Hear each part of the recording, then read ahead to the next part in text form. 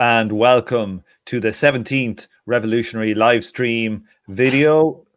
We have a very full panel here today. We have from downstate, upstate New York, we've got Lexi. Lexi, how's it going? Going all right. I don't live in New York, but I'll take it. It sounds good. Yeah. I thought you were New York State. No. I'm outside of New York City. And so you're like, Jersey. It's like Jersey with more I don't know, Jersey with smaller cars. It's Connecticut. It's the same thing. I feel like we have this conversation almost every episode. No, it's okay. I said it's better if you forget. And you said no. You said New York. Then it's like I can't fucking win. I can't win. I feel like you might be gaslighting me just a bit, Tom. I would admit to living in Connecticut, but if I were you, I would practice the active forgetting of just the word Connecticut should not stick in your brain. Just let it pass through. Synecdoche, Connecticut, right? That's not even a thing. Is that? I believe it is. It is an actual place there, or is it? I thought it was just a film. It could be in upstate New York or something, but Schenectady or whatever I think it's called. Yeah. Anyway, or as I call it, Synecdoche. It's a good film. People should watch it. All right, I'll watch it once I get far away from here, Tom. Yeah. Okay. Who's next?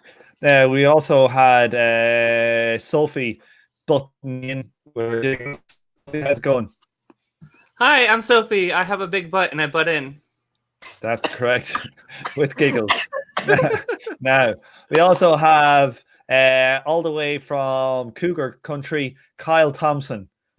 Hey, coming from Calgary, Alberta. Home of the Olympics in 1988? Something like that. I don't know. I'm not from here, but yeah, there was Winter Olympics here. I remember them. Now, that's how old I am, aging myself. Who do we have? We got Derek Varminator or Varninator? Varninator is quite a hard word to say. Derek. Hi. Which is it? Varninator. Varninator, yes. That's a tough one. I'm going to call you Verminator from now on. That's Verminator. Varnaman Supreme. Yeah. That was actually my next joke. Wow. Yeah. So coming from South Salt Lake, Utah, and so I guess I'll give a shout out to our Snow, Texas compatriot. But all right. Who's Snow, Texas? What does that mean? Alberta. Oh my God. Yep. It is that. It is that. Why is it like country bumpkin land? Is that it? Yeah, it is. Yeah, and also like you've got all these oil companies here where there's just like boards of directors between Texas and Alberta that are just totally incestuous. And so there's people coming up from Texas all the time here, people from Alberta going down to Texas. It's accurate. I worked with Ericsson's in Ireland, and they had a branch in Texas, and a lot of Irish guys went over, and they were introduced to one of the guys that were going to be working with, and his name was Randy Bender. I don't know if anybody knows what that slang would mean in the UK. Anybody? Randy is like feeling horny, and a bender is like when you get drunk. Well, they get drunk, but it's also homosexual. It could be either. It could be like a drunken Randy homosexual. Awesome. And all the Irish guys burst out laughing. And the Texan guy was like, "What are you laughing at?" And we're like, "Oh, well, in Ireland, your name means like Randy drunk homosexual." And he was like, he was like, "What the fuck?" Or promiscuous drunk homosexual. It was quite funny. I always remember that name. Didn't go down too well with the Texans. Who's left? Puya, machine noise expert. How's it going? Coming to us from all the way from, let me get this right. I know where it is this time. Philly. There we go. No, I live like kind of close to Detroit. Michigan. I know that. I was joking. Yeah. The greatest, a beautiful place. Love. Detroit, yes. The greatest love. Detroit. Setting of RoboCop. And 8 Mile. And 8 Mile. Interesting. Well, I thought, is 8 Mile not an area in Chicago or something? No. That's in Detroit. It's like kind of like it's kind of like a little bit shady area of Detroit. But I thought Eminem was from Chicago. But at the beginning of Bitch Please 2 on Marshall Mathers LP, very clearly you can hear, "What up, Detroit?" Right? Am I right? He's from Detroit. We also have I don't know, I don't canonical listen to him. confirmation that Lexi is a stan. A classical stan. Classic in a classic sense. Hey Slim, I drink one for the vodka. Damn you. Yeah. So who are you stand for though? Who are you going to stab in the face? Oh jeez. Yeah, who's Come my on. Selena? I don't know. Selena's dead. Varn. Is it No, Varn? I'm not gonna stab Varn. I already have my chance. Stab Derek. Give him a good stabbing. This is all getting Freudian to me. Look, are we gonna talk about MacNairs or what? No. That did sound very sexual there. Stab Derek in his chocolate hole. Now let's move along. Oh my god. No. That was a single entendre. That doesn't count as an entendre.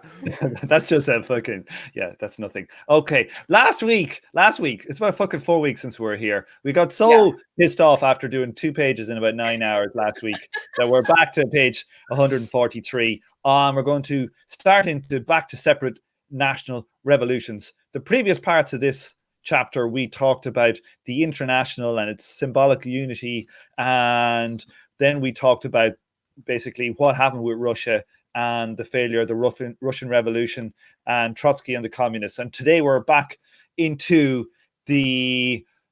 starting into the national revolutions. So who wants to give us? Lexi, you're always a good reader. So why don't you start off here with maybe reading the first couple of paragraphs here, and we'll see how we go on. Yes, indeed. Okay, so back to separate national revolutions. And the second aspect was a political retreat to the idea of a series of discrete national revolutions. This was a retreat in the first place because, as we saw in chapter 4, Lenin and Zinoviev's policy of dual defeatism proposed a struggle by an organized international movement to bring down the belligerent states simultaneously. It was a retreat, secondly, because it was quite clear to the Russian leadership that the proletariat could not hope to hold power in Russia for long. How long was uncertain, unless the Western workers' movement came to their aid. October 1917 was thus a gamble on the German Revolution. By 1919, with German social democracy in the saddle, this gamble had failed. It was only gradually that the possibility of hanging on and waiting for the Germans for a... I also don't know how to make the screen full size. So I'm going to go ahead and find this in my text. I was like, can't see it scroll down. Okay, thank you. Year or two was transmuted into the idea of a prolonged period of isolation of the Soviet regime, and from there, in turn, into socialism in one country. In the third place, Comintern at the outset and down to 1921 expected a generalized European civil war in the short term. And in the civil war in Russia and the 1920 invasion of Poland, the Russian CP had been willing to ride roughshod over national self-determination to carry the arms of the Red Army to the borders of the former Tsarist Empire. In 1920, they hoped to carry them to the eastern border of Germany, ready to intervene if the German communists could provide the casus belli. Only military defeat held them back there and in Finland and the Baltic. By 1921, this policy was effectively over. This fact was signaled both by the retreat in Russia, represented by the new economic policy, and the turn to the struggle to, quote, win the masses, urged on the communist parties at the Third Congress. Okay, what do people make of all of that? There's a lot that's glossed over in ways that, if you actually dig into it, I'm not entirely sure it makes as coherent of an argument. So, for example, the idea that all this is mainly about a strategic mistake because only military defeat held them back. The NEP wasn't a result of that military defeat. The NEP was the result of they also couldn't maintain an expansionist war and feed anybody. And also they didn't have their farm modernization work done before they tried to expand.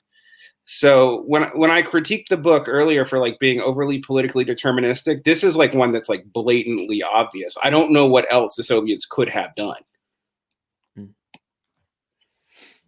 Like one thing I would say is I know this is the thing that's come up again and again about the book being kind of highly politically determined. And I know Puya always rattles on about it as well. And I was at the Communist University and I was at a talk. I was actually at a talk by what do you call them? Platypus. And I must say it was the worst political talk I've ever been to in my entire life. And 2/3 of the crowd left by the end of it. It was surprising me, not in the least. Go ahead. Unbelievably painful. But a point in it, MacNairs was making. I can't remember the specific. God, I'm really annoyed. I can't remember the specific thing. And he said a thing. He said a point to the speaker about like, well, actually, you know, I don't think this is a philosophical point. And I said, and I kind of interjected. I said, well, do you mean it's like, you know, a material point? And MacNairs was like, no, it's a political one. And I can't remember what the goddamn context was, but I was really surprised he said it was political and not material. So I think this is, you know, I think that's maybe a critique that I think I'm taking more on board about this book, that I think it is overly political. It shocked me when he said it was a political thing and not a material one. Whatever the goddamn hell we're talking about, I can't remember.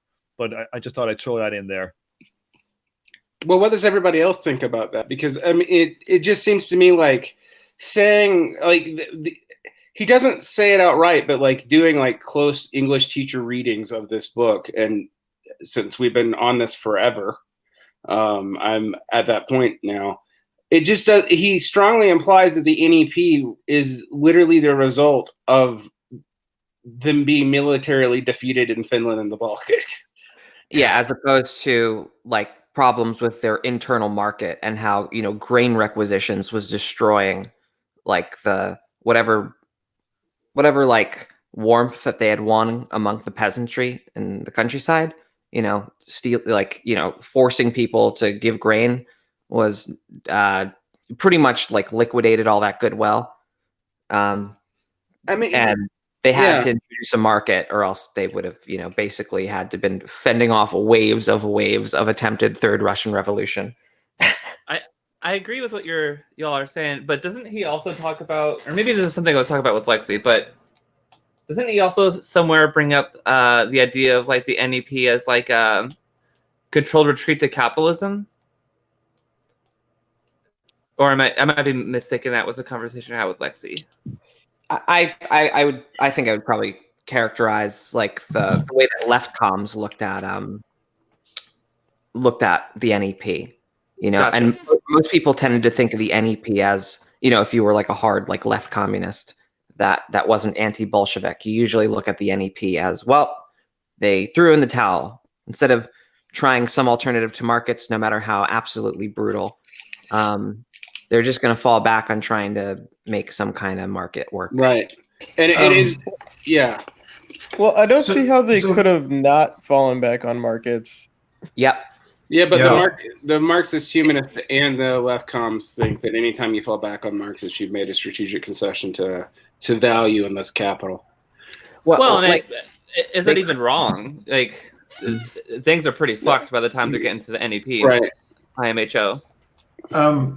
So, like, this is actually one part of the history here where I am quite in the dark. Like, what was the logic behind military expansionism on the back of like a failing material base? Like, was it literally just like, we're going to plunder the borderlands and then that will save us? No, it was that Russia would have the productive capacity that Germany would have the productive capacity that Russia didn't have. And I mean, they were objectively right about that. So like if Germany could have gotten there and they could get the cost belly with internal supports for the war, then they could have, according to this idea, which was they could have had enough to actually produce and modernize the Russian agricultural economy very quickly, because they would have had the knowledge sets from the Germans, and maybe all this would not happen. But there's 1,000 assumptions built into that. One of which, frankly, has always baffled me. Isn't like it ties into my why don't we ever discuss the fact that all this happened in the context of world wars?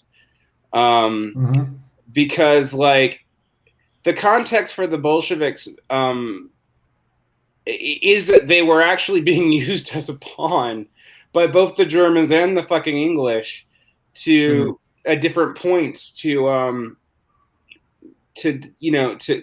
try to help or hurt Russia from the front. So like, and they just didn't put that into their own calculations about the international powers. And it really does seem to be that simple. And also when people like MacNairs write about this, they also don't put the international powers into the consideration. You don't hear about what England and the United States are doing. And it's assumed, this also led to like a lot of bad assumptions on Sovietologists' part, because they took Hilferding so seriously, because they just didn't study the English and American economies at all, and also what they were capable of. So and when you read about this, you think like, oh yeah, we get Germany, and then magically this all works, and they're not entirely wrong on productive capacity, but they're forgetting the rest of the goddamn world still exists. And most Soviet historiography is written this way. But even after I think he's kind of he might be misplacing his hope in Germany, because I mean, even after Russia developed its productive capacity, or the Soviet Union developed its productive capacity in isolation, it didn't lead to an exporting of it didn't lead to world socialism. Well, and I think what basically Derek is getting at is that in order to have a chance where they're not some like isolated oligarchical party dictatorship, they needed the help of a more advanced economy, and Germany seemed the most likely candidate. As well as one of the most advanced economies in the world at the time. Right, but they didn't occur to them to even like try to work with the other advanced economic, like the idea of, for example, the Russians appealing to, I don't know, a French socialist revolution or an American socialist revolution never even came up.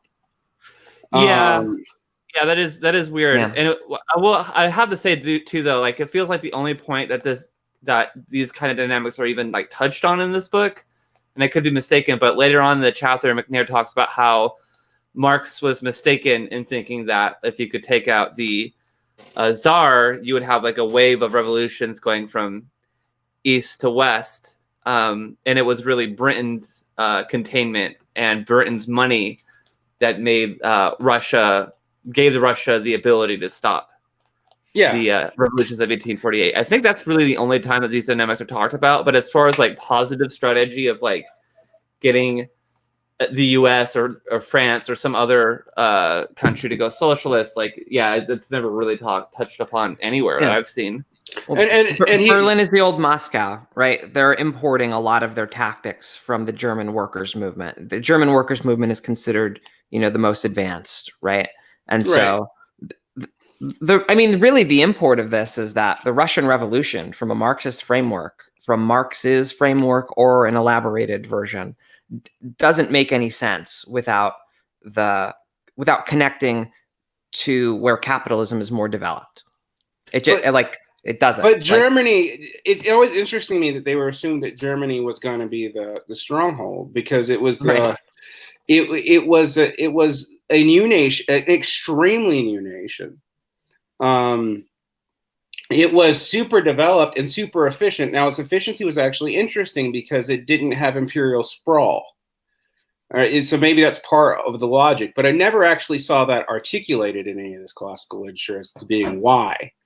And the idea of appealing to like the national revolutions and all that were always encouraged, including the quote unquote, developing world ones. But the idea of really appealing to that and to like highly developed capitalist societies, it never occurred to them. And it also really, honestly, and this goes back to Marx and Engels, who just thought the English were dumb. I mean, I'm serious. I mean, it's so wrong. It's so real. Like that. Like there's every word about the English drips with contempt. Have you seen Boris Johnson? Yeah, the Prime Minister. Oof. But I think a lot of it though as well is to do with geographical area. Like Germany is the big power close to them. It's not like if there was a revolution in Spain or something that they would be able to link to them to the same extent as Germany. I just think that has also got to do with it. But also, Germany wouldn't have been as developed as the UK at that time. No? They had. No, they were. That's the point Derek's making.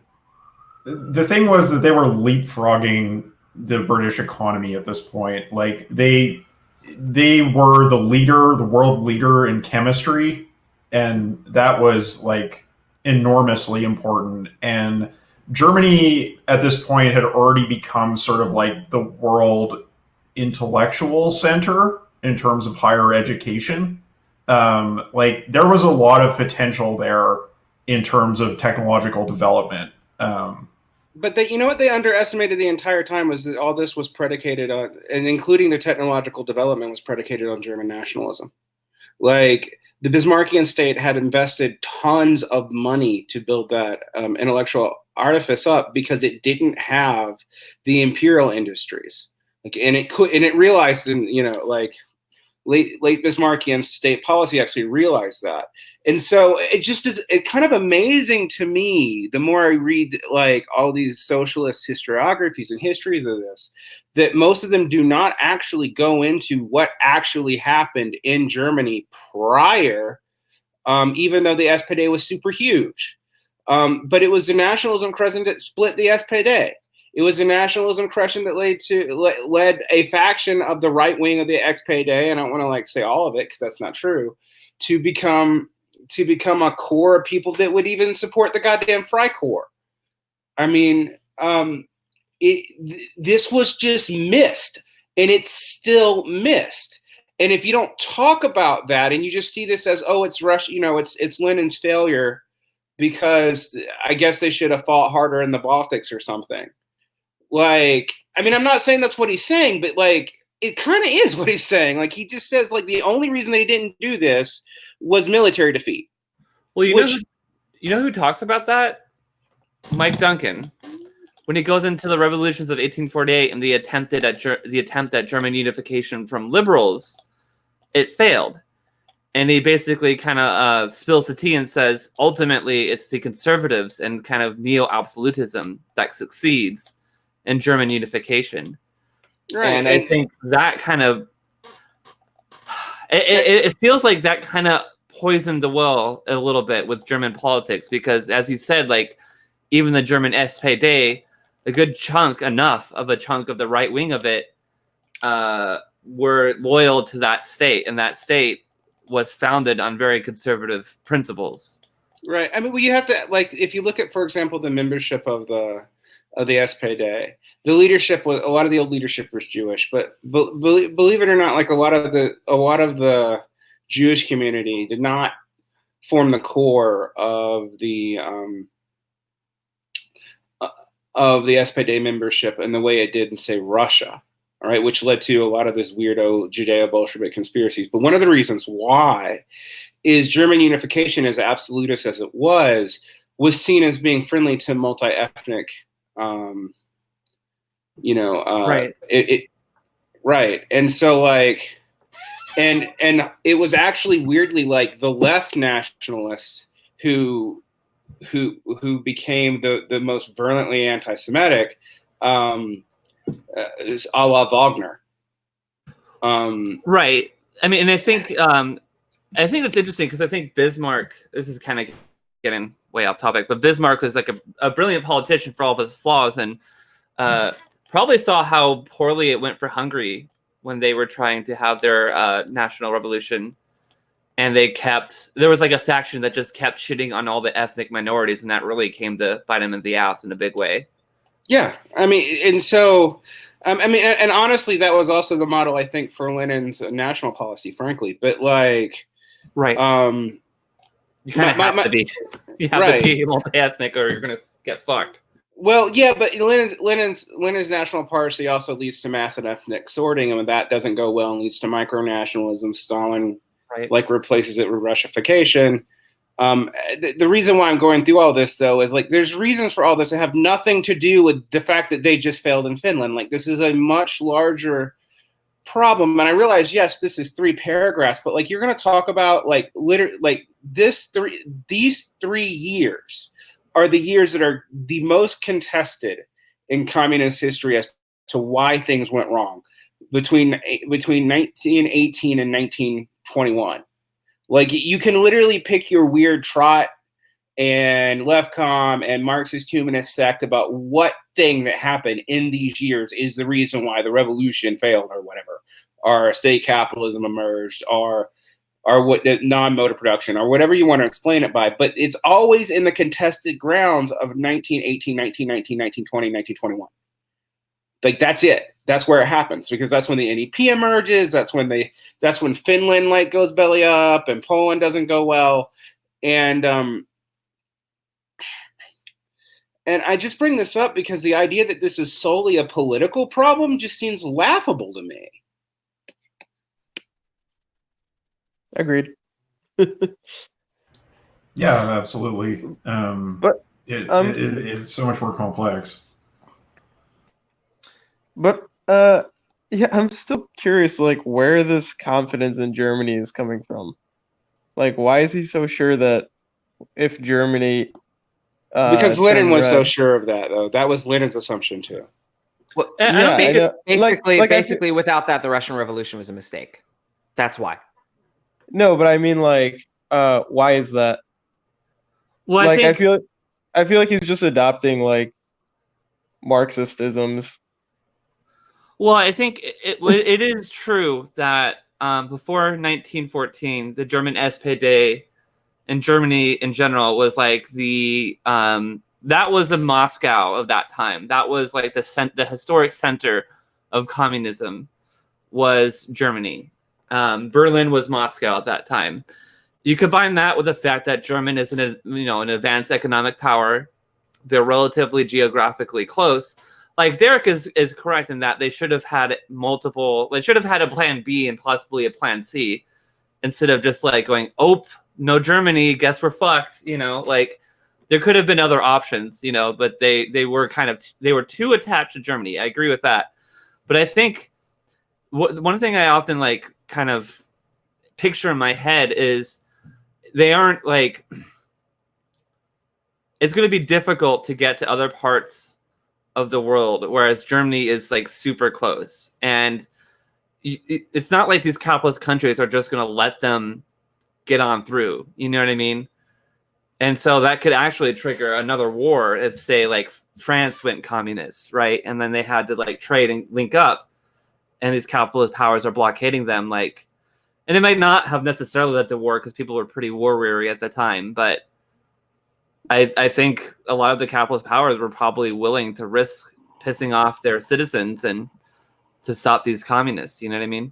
Well, they're definitely willing to risk fascist takeover 20 years later. So right, I think they're willing to do a lot of things to stop this. So Germany was like the easiest target, I think. There was a proposed alternate kind of coalition, which was the idea of a revolution of the peoples of the East. That. Yeah, that's true. And maybe that there could be some kind of blocking up that would geopolitically, allow them to do like a greater. So this is at this point though, essentially a greater version of like socialist industrialization. And I think if Marxist theory has a leg to stand on with regards to the history of the Soviet Union, like if historical materialism and that whole way of seeing the world has anything to say about it, it would probably be that you can't industrialize with the same regime that, brings about communism. That those two things are just two different types of tasks, and one of them requires like class society. Which means Plan B also would have also like probably failed. Probably yes. Because because also it happened. Let's talk about Plan B. I mean that is essentially what happened in the 1940s. Right. And it went not very well. And when I say it went not very well, I mean there was immediate ethno tensions.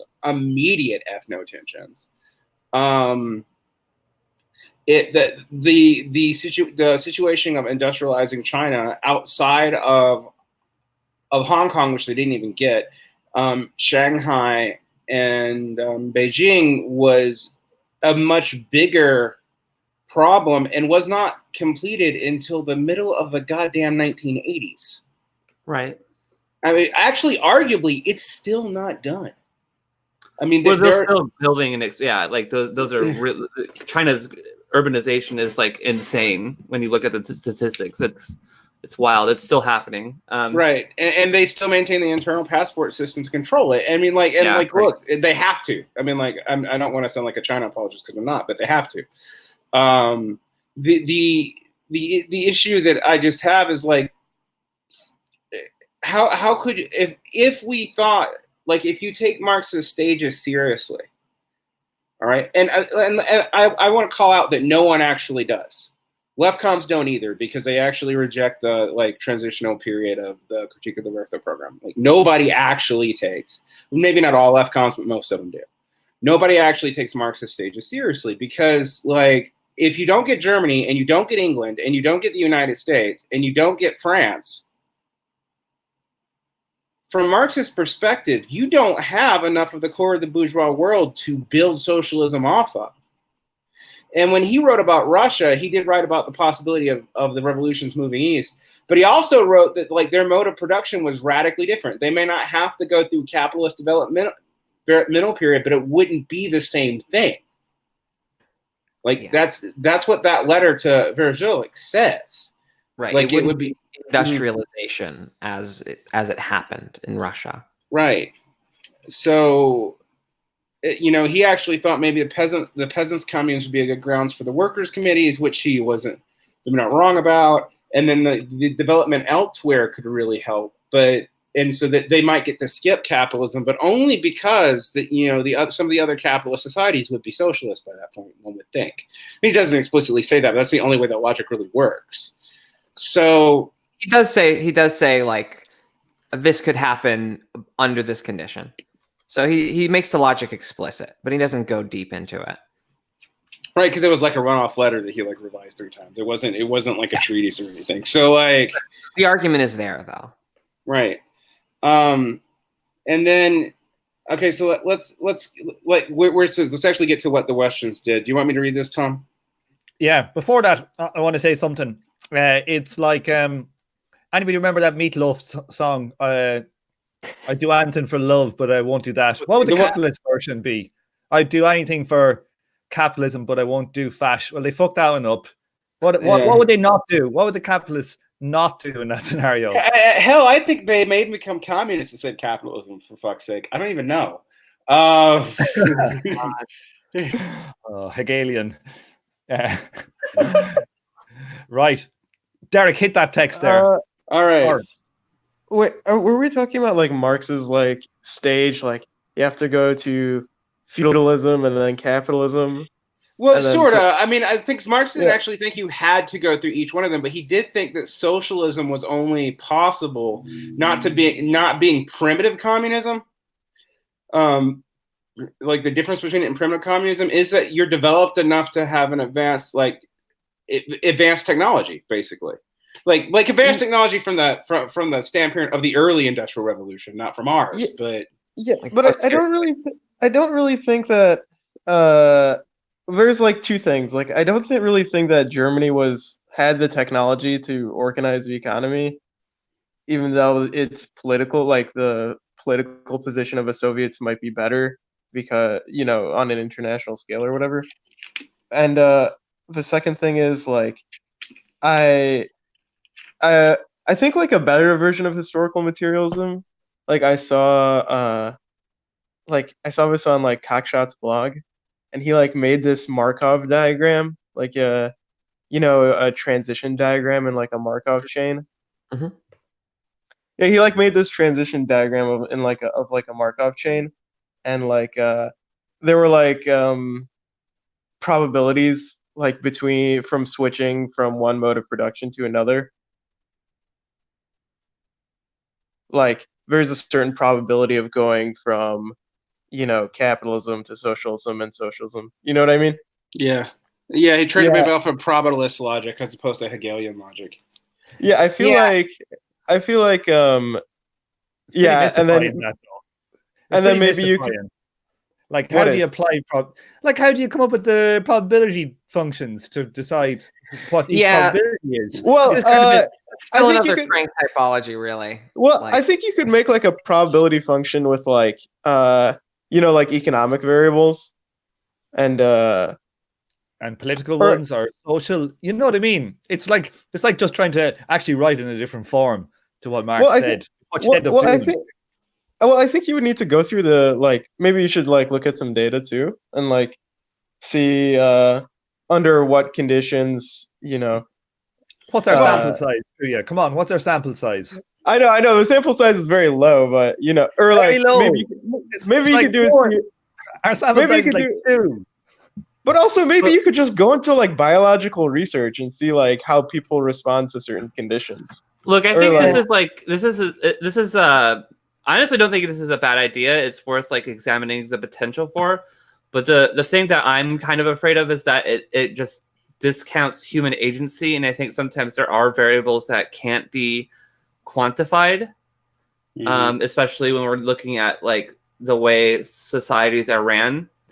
And I feel like that's gonna drop that completely. It almost sounds like, and I don't think you're intending this, but it almost sounds like structuralist. Like I just feel like maybe I don't know. Where you can't like I know climate science. You're working off only one sample, but you can look at the system and build it up, and you can run a huge amount of models on it. A friend of mine was running a model, like some climate model, on the world's second fastest supercomputer, and I asked him how's it going, and he said, "Oh, it's not going too good. My whole planet is under 25 feet of water, and I can't figure out how the fuck it's happening." Like so, like oh my god. Like with one thing, you can model the physical systems of the Earth. You can actually figure them out and deduce them. I think it's a hell of a lot more nebulous when it comes to social stuff. Maybe I'm wrong. Well, you know what? Maybe you could do like good enough approximations. I'm in favor of trying that. How do you know that? How do you know? You can't know. I don't think that we have a good enough understanding. Honestly, we need to interrogate the categories we're doing this. If you look at Cockshot's paper on that, because I did look at it, socialism and communism are two separate modes of production, for instance, right? Okay, well, we need to you have to like square the whole concept of a mode of production with contemporary research, like what we actually think about like foraging societies and early horticulture. How many mode of productions are there really? Like, I think that we can like categories like Asiatic despotism aren't going to cut it anymore. Right. Asiatic despotism is big. For real. Yeah, the Oriental mode of production ain't gonna cut it, or the Asiatic mode of production. So like, no, I think that's just like feudalism. Like, but all I'm saying is that like we need to make this a lot more tractable before we decide on stuff like that. Like, although I think that once you get like a kind of better framework to work with, that doing that kind of stuff becomes an option. But honestly, we have the research program is in a pretty rough way. So if you wanted to do something that fine grained, you have to do a lot of extra legwork to build out. Here's the thing. Yeah, here's the thing. I think we should do it. Let's do it. But you run into the problem of interpolation. Like you can get any set of points and find a function that will go through them. But when you add one more point, the function will be completely different.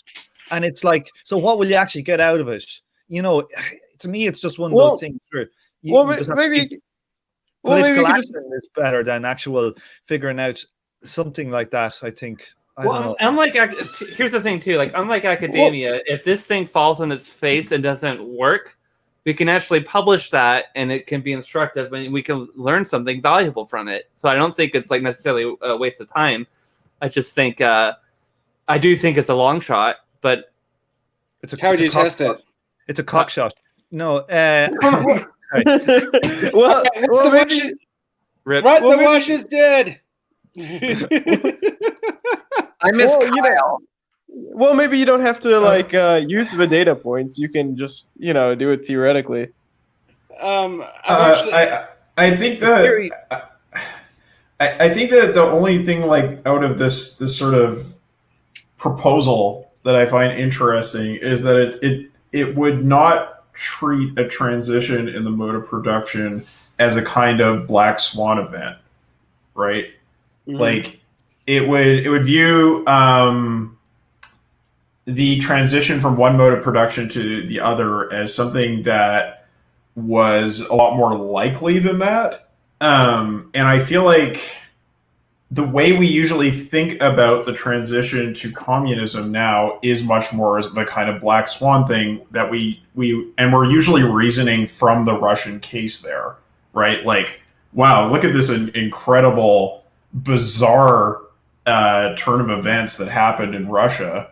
I guess it's going to be like that. So I don't know. Well, maybe changing the way we think about changes in the mode of production could be fruitful in that way. But also, Puya, think about the butterfly effect. Oh, I think system like this, if your data is just slightly off and stuff, you'll just have vastly different solutions. It's just it's a problem with interpolation. It's just a fundamental core property of these systems. Look at the Game of Life or stuff like. Is not the Game of Life? Is the Game of Life those simulations? And it's Game of Life. Yeah, you change basics, one tick, one little box you change at the startup, and it goes completely and utterly different. So when you're making these models and you're saying, well, we could come up with a theory, and it's like, but the theory is it's a stab in the dark. What the dynamics are in these things largely to make the best we can hope for is, I think you get more out of thinking through the strategies than you would after building a model and writing it in mathematics and then go, oh yeah, this is the way. And that's just totally equivalent to having an argument, except it looks better. Well, I don't mean this is the way. I mean you just understand the dynamics of the system. A way of grasping, the mechanics of the thing. I know, I do understand you, but it's we don't have data. We don't have a 1,000 planets with humanoids. Yeah, but I don't think you need data.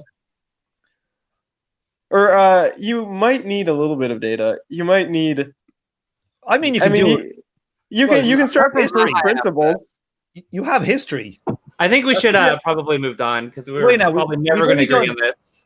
I'm not high enough, guys. But one more. But it would also be good if you I think you would need to also use the topology of a system. A spatial statistics type thing.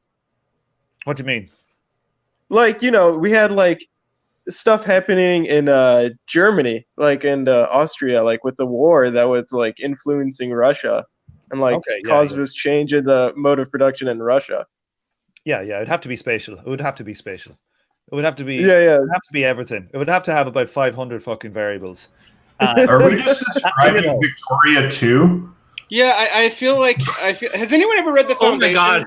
The Foundation series? Because I feel like we just went through the Foundation series. All right, what the Russians did. Do it, Derek. Derek, do it. Thanks for rescuing us, but you're also to blame. Yeah. I said that in our private chat as well. The shift into a policy of separate national revolutions, even if these might turn out to be close together in time, carried with it an increased emphasis on copying the Russian Revolution. The struggle for the Soviets, intervention in bourgeois parliaments, the struggle to win trade unions, the Worker-Farmer Alliance, the Bolshevizing, the organizational forms of the communist parties, the United Front, the workers' government, the policy of the right of the self-determination of nations, and what became the transitional demands. All these were justified primarily on the basis that they were validated by the victory of the Russian Revolution and only secondarily and sketchily on more general theoretical grounds. There was only one example of a successful revolution. Russia and the socialists everywhere had to copy it. If it were not for the immediate context of defeats in Hungary, Germany, and Italy, and the general belief that the revolutionary crisis and civil war were on the agenda in the immediate term in the West, this claim would have been utterly extraordinary. Russia was a country in which the proletariat was a small minority. Communication in the Russian countryside was highly patchy, and in many areas, the technology in use in agriculture and the density of the market towns was more comparable to West European 12th century than to the 16th century, let alone the 20th. Trade unions and political parties alike had existed in Russia before the revolution illegally and on a small scale. The German Reichstag had limited powers, but looked more or less like a French or Italian chamber of deputies. The Russian Duma was far more limited. There was little reason to suppose that the tactics that had brought down the fragile and not very democratic regime of 1917's provisional governments and the shallowly rooted cadet, Menshevik, and social revolutionary parties would work on a far more deeply entrenched and experienced political parties of Western Europe, the US, or even Latin America. And I'm going to pause there and say, I don't know that social revolutionary parties were that shallow. Anyway, picking back up. Imitating the Russians was not utterly disastrous. In the same way, attempts to imitate Maoists in more developed countries were in the 1960s and 70s. This is attributed to the fact that most of what the Russians endeavored to teach the Comintern in 1920 to 23 was in fact Orthodox Kautskyism, which the Russians had learned from the German SPD. But there were exceptions. The Worker-Peasant Alliance was utterly meaningless in the politics of Western communist parties before 1940, and after 1945 was a force of conservatism, as the European bourgeoisies turned to subsidizing agriculture. The Bolshevization. Okay, Derek, let's stop there. There's a load gone there. Yeah, you've done a lot of reading there. Well, cool. We stop there. Yeah, let's stop. Or we want to keep going. Do you want to keep going? No, I'm down to time. We could talk. Because I think the next thing is a whole can of worms. Yeah. So let's stick here. Lexi, what was that? That sounded like that. Oh yeah, I'm going to shut up. Sorry, that was my chair. I'll mute. Has somebody got a trapdoor? Like he's keeping like a sex slave in a trapdoor? Is that you, Sophie? No one here's a Maoist. Oh my god. Yeah, that's oof. Lexi, punch. Yes. Hit it there. Do what the Russians did. Let's do what the Russians did. Everyone against the wall. Okay. I mean, I think this is straightforwardly true that if the Russians weren't the only people to keep their little revolutionary regime in power, there'd be no a priori reason to privilege their experience. And the fact that this is the only thing that stuck, it's hard to overstate how much that deformed revolutionary consciousness. And this is something that was picked up on in the at the time by actors who were involved in these things. In the left-wing communism debate by the antagonists of Lenin, not by Lenin. I remember reading, I remember, being a little baby Leninist, and, I had read left-wing communism, but I had never read the responses to left-wing communism and what provoked it. And it's texts by Gorder and Panikuk that are dude, you don't know what it's like here.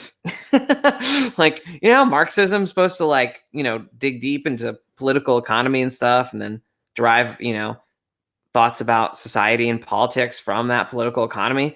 Well, our political economy is way different. But yeah, even when I was, trying to defend Leninism, that stuff stuck with me because it was things that everyone would always say, but if you actually looked at the way people did things, they tried to systematize the experience of the Russian Revolution the same way that, Engels systematized Marx, as if it was the same kind of topic. There was a chapter in Japanese communism or a period in Japanese communism where Japanese communists tried to start a peasant revolution in Japan based on these kinds of examples. And it was a complete failure. It was a disaster because the situation was completely different. I think it's a little bit rare that people try to directly apply this kind of idea to a radically different context. But when it did happen, it was just a complete disaster. Yeah. Well, yeah. I mean, I do still hear stuff about I realize that we're now so removed that people don't have any power, but we still have debates about fucking peasants' alliances. Where are there peasants in the developed world? Like actual peasants, not agricultural workers, but peasants. Oh, I think there's peasants in a lot of countries. Where? Like in sub-Saharan Africa. Yeah. I said developed world though. Oh, sorry. Yeah. Getting stuck on the Peasant Workers Alliance debates in the United States or Canada or Ireland doesn't really make a lot of sense. They don't exist. Well, it's a proxy for cross-class alliances between low rent petty bourgeoisie. It's just that Marxists, a lot of Marxists, are just lost in history and can't think in present terms, and they have to relate it to something Lenin said or the historical literature. The CPGB and their weekly worker, they've got the bloody hammer and sickle on it. What the goddamn? Why should we have why should there be a sickle in anything now? 3% of American population works in agriculture. Why had leftists still have sickles on stuff? And they don't use sickles for sure. Symbols sometimes outlive their original context. I can understand why people throw up the hammer and sickle sometimes, but maybe it's an impulse we should probably leave behind. I'm all about the red cog. And even that's out of date, really. The CPUSA has that. They have a cog. I know. I've been pissed that they got the cog. I was really angry about that. I was like, oh, come on. You have the only decent modern comedy. Fuck you. Yeah. Not only do they have the cog, they have the name. Isn't that crazy? But I think if you want to organize on a world scale, you would still probably need to address the peasant question, because there's, a good fraction of the world is still peasants. I agree with that, but I think right now there isn't a communist international, and I think we should probably focus more on our own national context first. We're too weak to really what can we do about peasants? In the third world at this point. Puya, you're a peasant. That's what I think. Wow. Tom O'Brien, problematic, cancelled. I'm actually probably the only peasant in this goddamn conversation. Let's get that. But also you're a math geek. I don't know many peasants who are reading Kleinman and going oh yeah, the single system theory of value. There's a lot of them out there. I'm just happen to be their spokesman. This is what happens when you let an Irishman get sober. Oh my God. What did Freud say about the Irish? They're the only nation that is impervious to what is it? What did Freud do? Civilization. Therapy. Therapy. It worked on everybody except Irish. They're fucking beyond help. Oh my God. God, that's wonderful. Turn the contempt of Freud. That's tattoo worthy. Oh my God.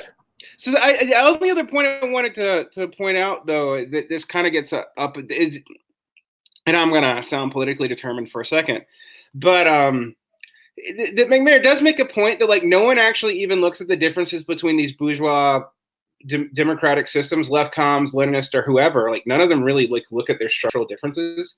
For one thing, a lot of the strategies that I hear that they're let's import Corbynism to the U.S., but do it in the Democratic Party or whatever. But I'm our government's completely fucking different than the British government. It it only looks the same in so much that we have a legislative body, like, and a Supreme Court, kind of. Yeah, but the legislative body and the executive are different things here. Yeah, I know. It's just like, but like I don't know, like you kind of honestly, there's not like a lot to go on. You grasp at social context. If you don't do like a systematic understanding of your own situation, that what you have are the examples of other places, no matter how remote they are. You might want to just infer that, hey, copy paste, let's do that here. Right. I know that's simple-minded. This actually does lead it to where like the fucking annoying Vox liberals are like way more like actually materialist than we are on both our economic and our political structures. Like they understand differences that we just don't look like. I mean, like, materialists. Is it materialist, or is it they just like not disassociated? You know what I mean? Like let's ask ourselves a question though. For example, in the United States, like you hear the Jacobin calls to abolish the Senate or whatever. Why does no one ever talk about collapsing the states or dealing with the fact we're a confederated country, and that historically speaking, if you were going to look at models, we don't follow the same, like the confederated state models do not follow the same patterns as the unitary state models do. Like it's a difference between, I don't know, the Swiss cantons in Sweden, and they actually work radically differently. And there are liberal like political scientists who are aware of this. All right. And it even affects like economic decisions and shit, because of we have like a lot of our economics are weird, and finding out our tax structure is weird because we have so many weird tax levels. All right. This is stuff that actually matters, particularly if you're trying to intervene in a bourgeois government as a means to building up your strategy. Right. Yeah. Like, and I actually appreciate that MacNairs will admit, like, I don't know, I only know Britain and Russia, maybe. But that's actually a really huge point. And nobody, because the argument that you get from everybody except for the left comms, honestly, is that, you know, X revolution, and you can pick one. It's usually the Soviets, but if it's not the Soviets, it's China. If it's not China, it's Cuba. Or it's the national liberation movements in Africa, which, you know, they all worked except none of them did, because we're going to ignore the time scale of contemporary life entirely. Well, okay, but that's the point, right? It's not so much that the Vox liberals are so virtuous. They're just doing what anyone would do if they cared to be in the country they were in and think about social change, right? Like, we're just so disassociated that we do a flight from fancy. You know, it's just like a way of getting away from our context. Right. We're trying to actively not grapple with our social situation. It's too painful. We've been told that we have such an advanced social system, but when you run the numbers, when you look at things, we are very retrograde for being the kind of economy and the kind of, you know, culture or whatever that we are. Like, but I think by we, I mean United States. Yeah, but I think that's also true. I mean, for different reasons, it's true for Britain too. And when you really look at things here, I mean, if you like really look at things honestly, you also have to see that the people aren't being honest about the example societies that they're picking either. Like, I mean, when you hear like the Russian Revolution worked, how do you say that in a straight face at this point in time? Like, how? It's you're fictionalizing it. You're treating it like an emotional fiction, because if you're really loyal to the October Revolution, I feel like you have to say that it didn't really win, right? Like, even though there was like the appearance of victory, that it was ultimately it did not succeed. Like, it did not achieve its goals, even though it displaced the ruling class. Right. I mean, but you're talking about a society that, like, no matter what you think the Soviet Union was, you have a particularly brutal form of capitalism in Russia now. You have a decline, and it's still declining. Like, let's not parse words. It's declining faster than America is. You have a declining political power there.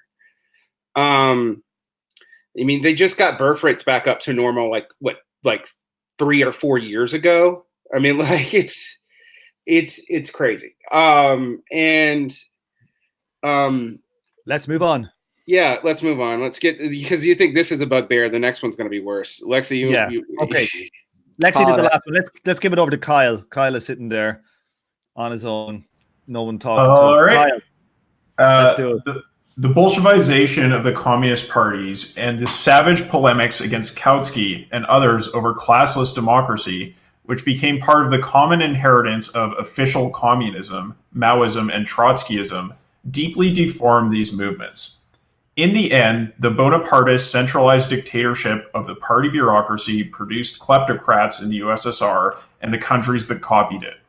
In the Western communist parties and the trade unions associated with them, it produced ordinary labor bureaucrats with more power to quash dissent than the old socialist bureaucracy had deployed, a feature gratefully copied by the social democratic right. In the Trotskyist and Maoist groups, it produced petty patriarchs and tin pot dictators whose interests in holding on to their jobs and petty power were an effective obstacle to unity. It thus turned out to be in the interests of the capitalist class. Moreover, casting out the renegade Kautsky cut off the communists from the Western European roots of their politics. Lenin and his co-thinkers' transmission of the inheritance of the Second International into Russian politics became Lenin's unique genius on the party question, feeding into the cult of the personality of Lenin and its successors. Perfectly ordinary Western socialist political divisions pre-existing the split in the Second International had to be cast in Russian terms. Communists began to speak a language alien to their broader audiences, the language that has descended into today's trot speak. Okay, I've got two questions to ask people about this. When I was reading this, the first one is, what does he mean here by classless democracy? And the savage polemics against Kautsky and others over classless democracy. What does that mean? It's the way that the old Kautskians valued democracy as a social institution, kind of regardless of the class content, even though they wanted like they wanted socialism, right? And they did think of like political like forms and structures as potentially having class content. But the way that Kautskians sort of dealt with democracy, it was as a good, no matter in what context it was coming from. So bourgeois democracy was good, and you wanted to preserve even some of the democratic organs from bourgeois democracy in your socialist transition, right? Like there was no such pretension for the Bolsheviks against the provisional government. They wanted to fucking liquidate and destroy those organs, and then we're just going to whip up a new democracy from scratch, right? Which they never did. I mean, there were organs, and they were like, you know what? Never mind. This isn't going to work. And you could question the wisdom of that, but like it kind of plays into the Kautskians, argument is that look, there was like this historic kind of buildup of democratic legitimacy, and if you just sweep it away, even for something more radically democratic, that's going to be real easy to sweep away too. And then what? Well, I mean, and the thing is that the final moment of radical democracy never arrived.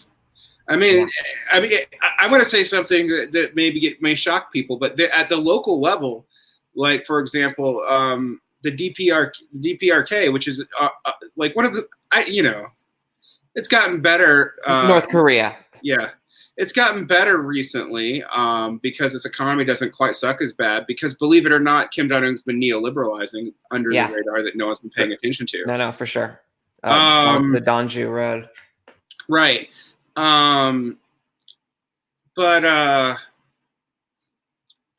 But like they do have fairly democratic local ordinance bodies, but they're completely subordinate to like a hereditary like communist warrior dynasty caste god thing.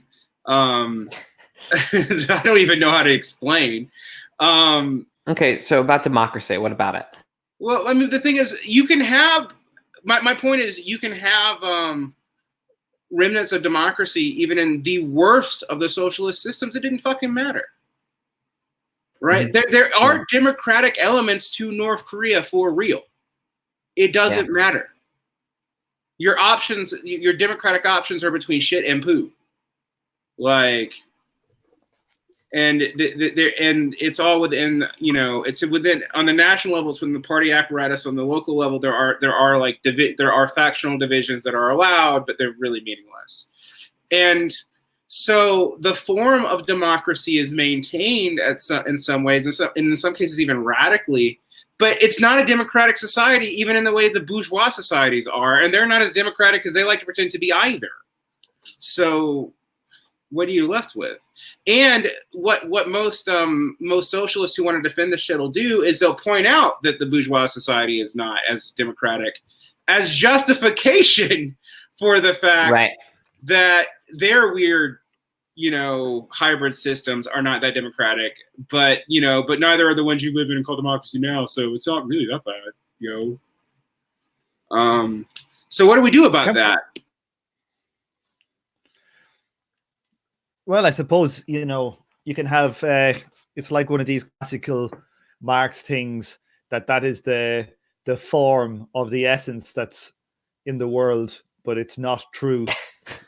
You know what I mean? Yeah. What about the class content of the post, communist hellhole, like, well, I only heard the last chunk of that, but, usually what I say to tanks who say shit like that is like, well, if your idea of socialism is not really better than bourgeois democracy, then why are we doing this? You know what they'll tell you? Fairness, justice, or equity. Isn't that what they appeal to? It's fairness. I mean, also, which is always ironic to me because, people forget this, but we shouldn't have ever let the fucking libertarians and the capitalists steal freedom from us. Right. Hardcore agree. Because, you talk to your average person, they're not, like, on board with Stalinism. They just aren't. Like, what? Yeah, I know, crazy. But even, like, oftentimes you'll get, like, white-filled royalists who are saying, like, who just basically assume that any person of color is just going to, like, be on board with this, and it's just simply not true. Yeah, I mean, it's also like they haven't looked at the voting patterns of, I don't know, the people of color in the Democrats, much less their likelihood to be social. I mean, like, and I don't want to sound like that sounds almost reactionary, but it's just like, no, people of color are not a magical unitary block that just automatically has progressive opinions just cause. Right, they're not homogenous, and that's the thing that these people don't realize, and they treat it as if they're homogenous and that they're good anti-racists, which is ass backwards. They're people, kind of it's definitely racist. Like, let's move it on. Come on. Oh, sorry. Yeah, come on, say something. Oh, well, I think it's true that there's like less racists, people of color, quote unquote, are like less likely to be racist or lean right. Oh yeah, that's true. Yeah. But lean right in the sense that they're not going to be Republicans, but like but that doesn't mean they're right. They're not going to line up with the people that attack them on racial issues. That stands to reason. Yeah, but it doesn't mean that they end up with the full progressive package, right? Yeah. I mean, and even people of color is homogenous in a sense too, because you can have like some Latin American voters who tend to vote Republican based on religious issues, and some who don't. Some who are quite progressive and even revolutionary. So it's not, or the fact that they're all fleeing from being the ruling class in some fucking country where they fucking destroyed everything. Yeah, where the U.S. destroyed everything more or less. I mean, it depends on what country, obviously. They were the local fucking turncoats or whatever. You know what? I'm gonna go out on the limb and say the U.S. didn't need to destroy Venezuela. It would have done a goddamn good job of doing it on its own. Well, yeah. Anyway, let's move on. We're so far up the track here. I want to ask this question. Okay. Yes. What is he saying here? Lenin and his co-thinkers' transmission of the inheritance of the Second International into Russian politics became Lenin's unique genius on the party question. What did you mean by that? I do not understand. Yeah. It seems like Lenin did the fucking opposite of the Second International. MacNairs talks about this earlier in the book, where the theorization on what a party was not really well developed before Kautsky. And it wasn't like Kautsky was the only one who made innovations on this, but basically, like by the time we get to the late 19th century and early 20th century, what we think of as the modern political party was starting to take shape. And Kautsky and Lenin were both good Marxist thinkers on theorizing about this modern form of a political party. I believe that's what he's getting at. And I think that's true. I think we can give Lenin credit for that. Yeah, but the point being that Lenin copied like 90% of his thought from Kautsky. Like, right. And any good Marxist at the time would have done the same, like, or was at least responding to Kautsky. You know, he was like, he was the central thinker on these organizational questions. And then the basically copy was fucked up. And like, Lenin actually kind of did what Marx does a lot honestly, like in written practice, where he'll like copy the shit out of some thinker, then like kind of disagree with him about something, blow that up into being a huge big deal and being like, you know what, fuck you, nobody should read you, you're a dick, go to hell. And then and so all the followers of Marx are like, yeah, I'm not gonna read that guy. But then if you picked it up, you realize, oh shit, Marx really actually learned a lot from this guy.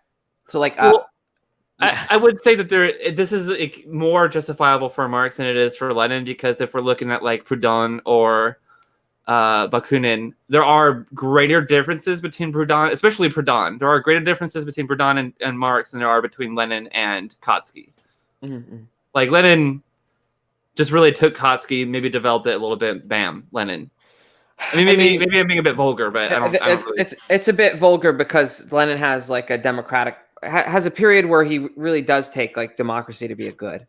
Right. Like, no, that's true. And like, but yeah, it's in retrospect, it's like questionable how like sincere the commitment is if that wasn't just like a tactical thing. The ordinary. Yeah, go ahead.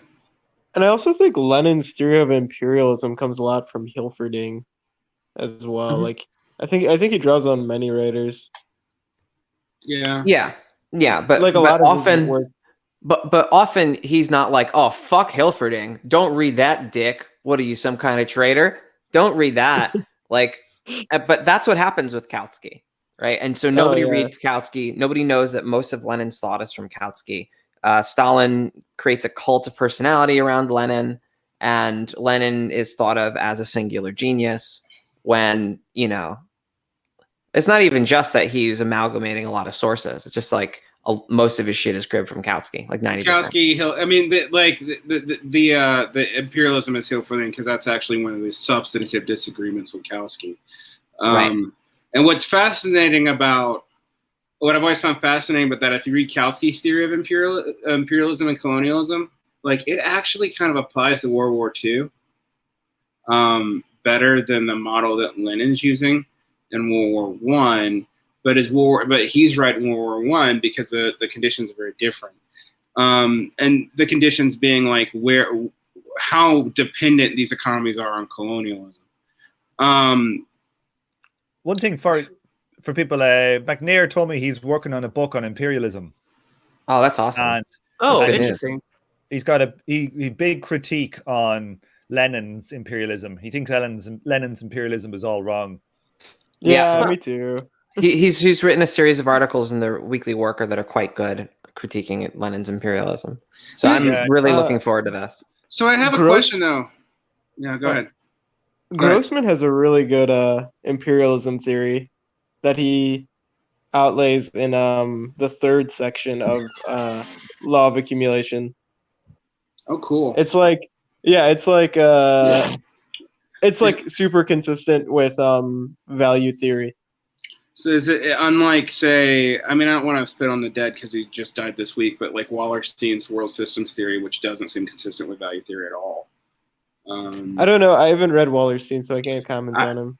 I have my only issue, like it does a lot of it makes a sense, but he actually takes nation states as like sui generis actors, and he also still sees China as part of the periphery, which is nutty. But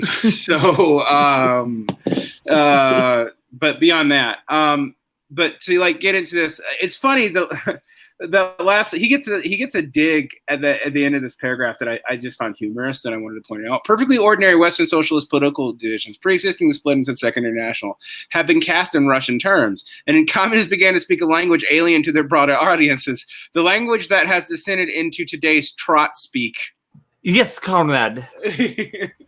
God, it's so bad, and if it's not trot, it's mouse speak. But yeah, well, yeah, it's insufferable. It's really, it has so little value to speak in those terms because, you know, you're taking these reasonable political divisions and then you're mapping them onto this very particular convoluted process of political position swapping that happened within the Bolsheviks in the mid 20th century, and it's like, how is that in any way better than using terms that would be more familiar to people?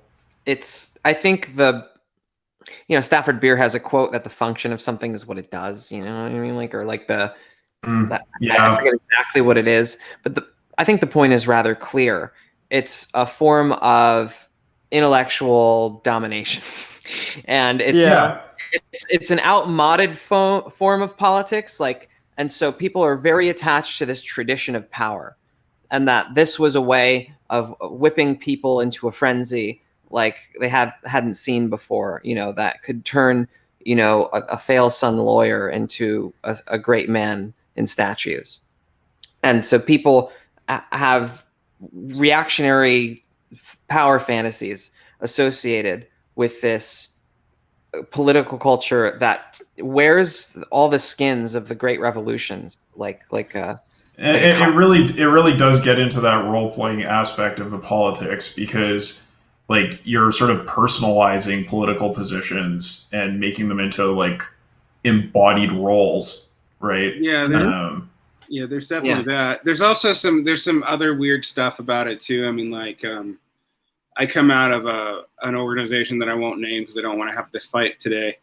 But that talks about the entire history in the terms basically of 1917, and actually probably has some pretty like hardcore conservative positions, and they do have basically a great man theory of revolution, where like there are no, like we're so regressed, there could never be these great Russian and bourgeois revolutionaries anymore. Marxism is dying because these people don't exist, and the only way it'll be revived is by becoming this pure distillation of our favorite ideologies and speaking this way all the time in a way that sounds to even me religious, even more than LARPy. Like that's every truck group ever. Yeah, I know. Well, it's a lot of Maoist groups too, because like the way they talk about protracted people's war, as if it's like the second coming of Christ. And I say that like some of the groups like Shining Path literally did talk about it in the same terms of 1,000 years of peace and shit. Like it's crazy. All right. Right. I'm going to move on here to the General Staff of the World Revolution. It was getting me all kind of Nostradamus there with 1,000 years of peace. I like the sound of that stuff. It's great. I read Nostradamus when I was 7. That was a bad idea. What the fuck? The book... My brother bought some book on Nostradamus, and it had loads of these verses, and I read it. And the book predicted that the world would end in 1999. And it was like 1986 or something when I read it, or 85. And I was like, right. So I've only going to live to the age of 23. I was like, okay. And the Russians are going in. It was saying the Russians would invade and take over like Western Europe in 1992. I was like, right, okay. And it was like, so I was saying to myself, I literally was saying to myself, I should really start smoking now because I'm not going to die of cancer. That was my one conclusion from the whole thing. Anyway. For those who didn't grow up in the 80s, like Tom and I, it's a more fucked up time period than people remember. Like the amount of weird ass apocalyptic conspiracy mongering was insane. Like my parents had the same kinds of Nostradamus books, and like Michelle remembers and satanic conspiracy shit. And just like how close the LaRoucheites were to American power, and that point in time. They really were mind blowing. Like they were like part of the weirdos at the Reagan court. You know, it's just bizarre. Wow. Influential American Leninists, huh? Telling you. Yeah. Like, okay, I'm going to move on here. It was like literally, it was really normal for like kids to be like worrying about nuclear holocaust. Yeah, you know, like that was just like you'd be going to bed, you say, say your prayers, and hope that the bombs won't land in your head. Totally. Yeah, it really was. Like I talked to Zoomers that are like, oh man, you know, people never really thought what it was like to be dealing with the end of the world, and I'm like, motherfucker, like I felt like I missed the Cold. I felt like I missed the Cold War, but I knew enough about the Cold War to know that people were constantly thinking about the end of the world. Like, I literally wrote an essay in 2000 about the amount of people I knew who were obsessed either secularly or religiously with the end of the world. And these Zoomers who were like, "Oh, the apocalypse! We were looking at the apocalypse." I'm like, "Grow up, bucko!" Oh my god! Like you are weak. I was raised with locusts and nuclear weapons. You just have climate change. That's slow. Yeah, but at least no one has to hit any buttons to make this happen. It's just gonna happen with just add physics. Learn to swim. So, yeah, nerd. Girls, you didn't have to deal with the Red Dawn. You know, the Red Dawn and Patrick Swayze fucking with his AK-47s, motherfuckers. Right. Let's. Did Tom and Derek just go full boomer? Of course they went full boomer. It's intense boomer. Oh yeah, a boomer. Get fucked. Okay.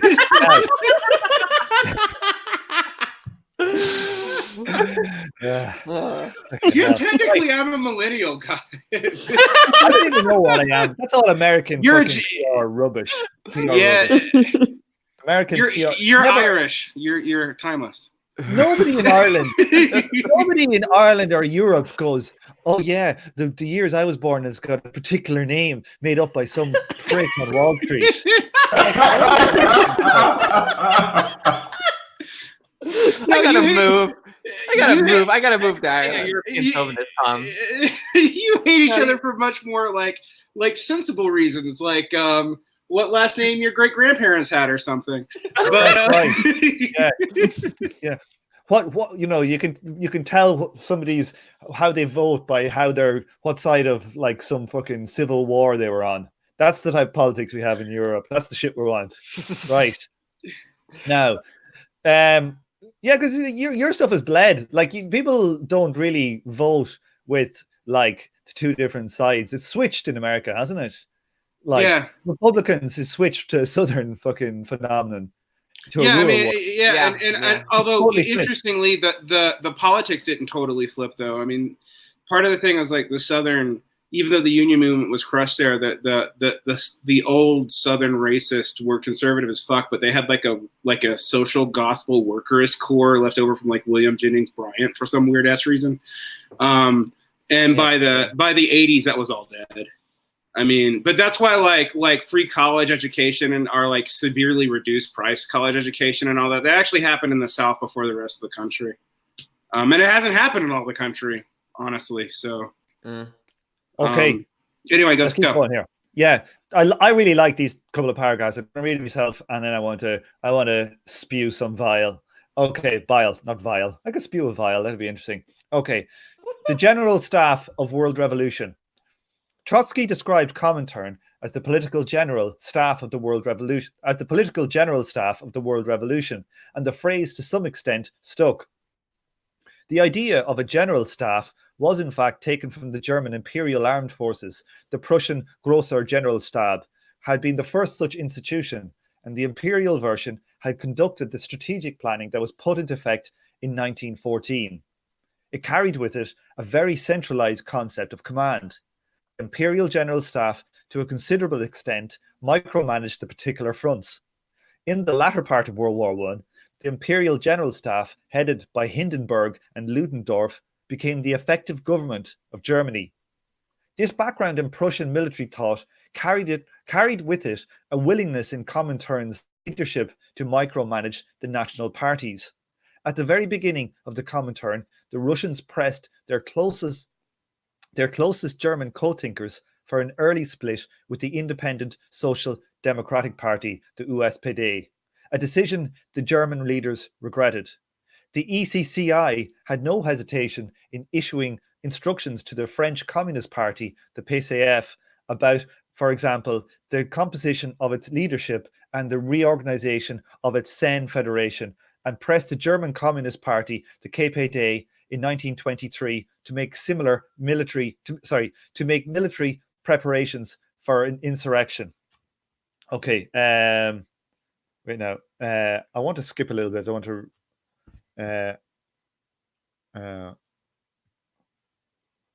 Okay, no, that's enough. That's enough. Yeah. So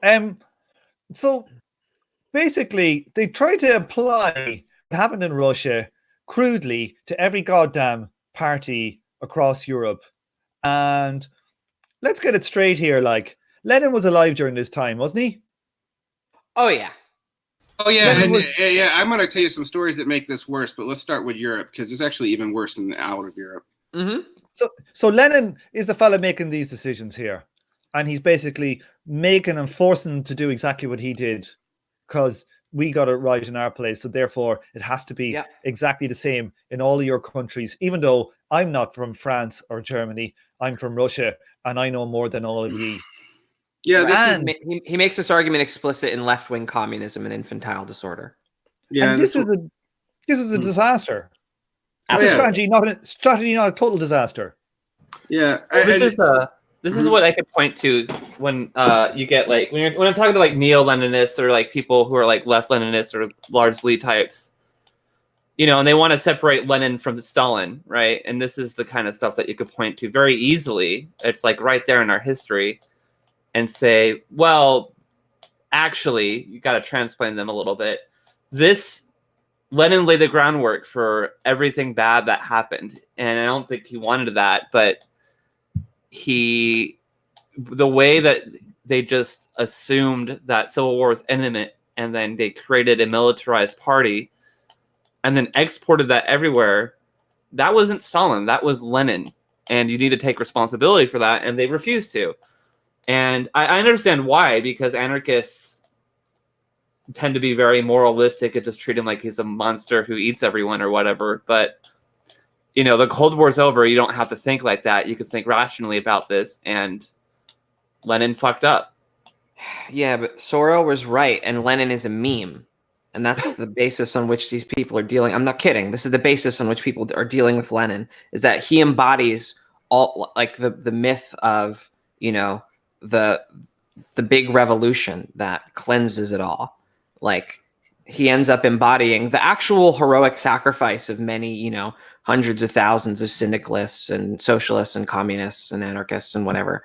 Like, he gets to embody that, and that's what he means to those people, and to the people tearing him down and to the people building him up. Very few of them are dealing with Lenin as a figure.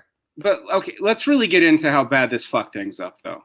Okay, like, has anyone read Jacobi's Dialectic of Defeat? There's one chapter where he goes into like what Zinoviev was doing under Lenin's orders to not just the USPD, all right, but also to the communist parties. Like they played left comms and regular comms off of each other to the extent that there may have been a chance for a second, like, slow revolution later on in the 20s.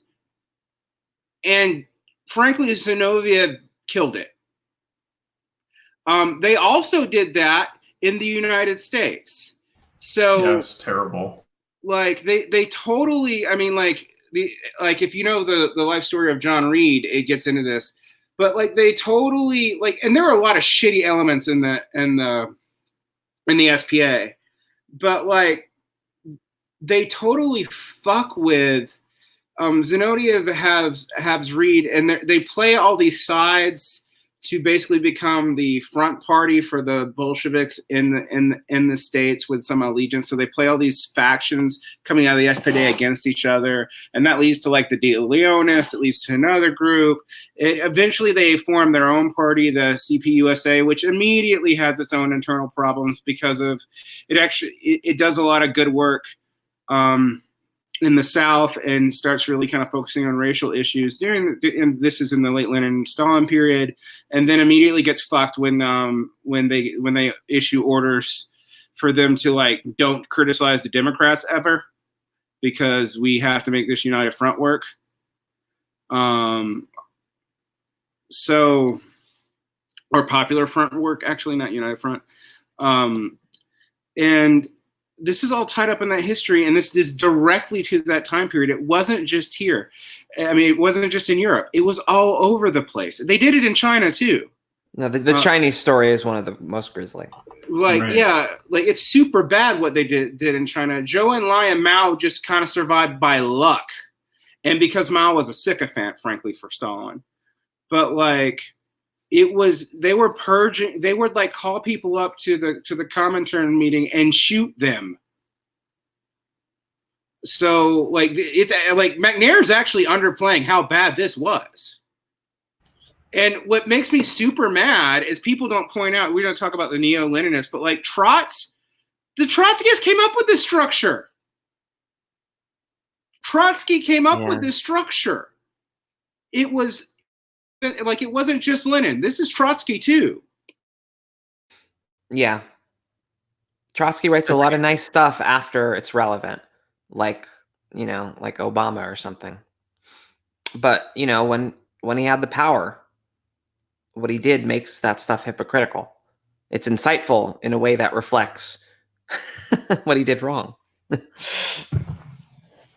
So, like, we've gone through some of the stuff here about like the poor strategy of like doing the Russian Revolution, and you know, it being kind of doomed because it was a terrible time to do it for Germany because all the left in Germany was split and it fucked up its own stuff with the war. And now we've gone and pushed this terrible idea into all of world commie fucking parties. So can someone explain to me exactly why Lenin is supposed to be this great thinker? I mean, even a lot of his enemies, like a lot of his enemies from this time period, end up like still calling themselves Leninists, like Bordiga, who's actually more Leninist than Lenin. But like, one of the reasons I was initially into him was that during this time period, and also later in Stalin's time period, and I mean, you got to admire a man who had these kind of balls. He resisted the Bolsheviks being able to do this to the Italian party. And to the point to where like he told Stalin off to his face at a Comintern meeting and survived. Yeah, he's the last Western communist to do that. He's called him the gravedigger of the revolution to his face. It's to pretty his face. I mean, it's hard. I mean, like, you know, say what you say about, you know, Bordiga, but like that's, and he was principled on this because Bordiga, who like was a party authoritarian in ways that like even most Stalinists aren't, frankly, but he was insistent that each of the national groupings within communism would have to parse a lot of this stuff out organically within its own, you know, cultural space. And it also is ironic given how many people like Bordiga who are like anti-national liberation and stuff, because he was actually huge on like not just nations but cultures being able to like suss out what a lot of this looks like for themselves as long as they're abolishing the value form. So, someone answer me, like, what is why Lenin? Why is he so admired? Apart from the fact that they managed to hold it together for a while, like what's the key? The key is really a cult of personality. Yeah, it's Stalin, really. Stalin builds up the image of Lenin There's got to be something more to it than that. No, I also am going to agree with Tom because Sorel says the rest. I already kind of pointed to the butthole reasons for this, but the person who enacts the cult in history is Stalin. Right. Well, that's true, but and also the Trotskyists become the main opposition to Stalin, but they also share the Lenin worship, and so much so that Trotsky also actually downplays his historical disagreements with Lenin and ways. It's a standard power grabbing. Like, when George Washington dies, everyone is going to be like, yeah, I knew Washington. Oh, we weren't that like at loggerheads. Me and George Washington, we were buddies, like it's a play to legitimacy. And Stalin did this the best. Stalin was always like, me, I'm but a humble student. Me? No, I'm but a follower. The follower of the great teacher Lenin. What did the great teacher Lenin say? I'm going to just fucking quote this for like a page. Right. I mean, and like he would even do stuff that Lenin, like at least in the 30s, in the 40s, he starts deviating. But he would even do stuff that he didn't agree with Lenin on. He'd still do it. Right. And that's also not addressed by the only thing that, I mean, like if you read Lenin's Last Testament, Lenin does seem to have sincerely wanted democratization of some variety. But he didn't spell out how he wanted it. And also, he shit-talked every single one of his people. Like he also seems like a legitly terrible person to be a comrade with. Oh, like nobody ends up like he. I mean, he doesn't kill them, so there's that, which is better than Stalin. But I mean, like read what he has to say about Zinoviev and Stalin and Trotsky. I mean, he doesn't even have good things to say about Trotsky in a lot of ways. I mean, like he's just kind of a douche. Even in the Last Testament, where it is most notable for him dunking on Stalin, he dunks on Trotsky too. Really, not as hard, but he does. I mean, it's hard. I used to, when I was trying to be a Leninist, also like I would often use the Last Testament to like separate Lenin from Stalin as well. But he could have tried to do that before he got sick. Like you could have tried a little bit harder, my dude, to be democratic, and you didn't. You did everything the opposite of that, and it's your fault. Yeah, and maybe he was feeling regret. Like it feels like there's like regret in his words, and there's other things that I've read that wasn't in the Last Testament that seems like he regretted a lot of what he did and what happened. I think you saw the writing on the wall. Yeah, I know that. I know that like Iron Felix too also was like that. Iron Felix regretted a lot of what he felt like he had to do. I mean, the old Bolsheviks do come up. They do all of them in a way. I mean, except for it's hard to like Molotov because fucker survived so long. But I mean, and like dude, literally like even though he loved his wife, like was willing to like be a toady on that too, so I can't say it. But everybody else comes off as a tragic figure. But all of them are shitty. The left opposition was shitty too. Zinoviev a real shit.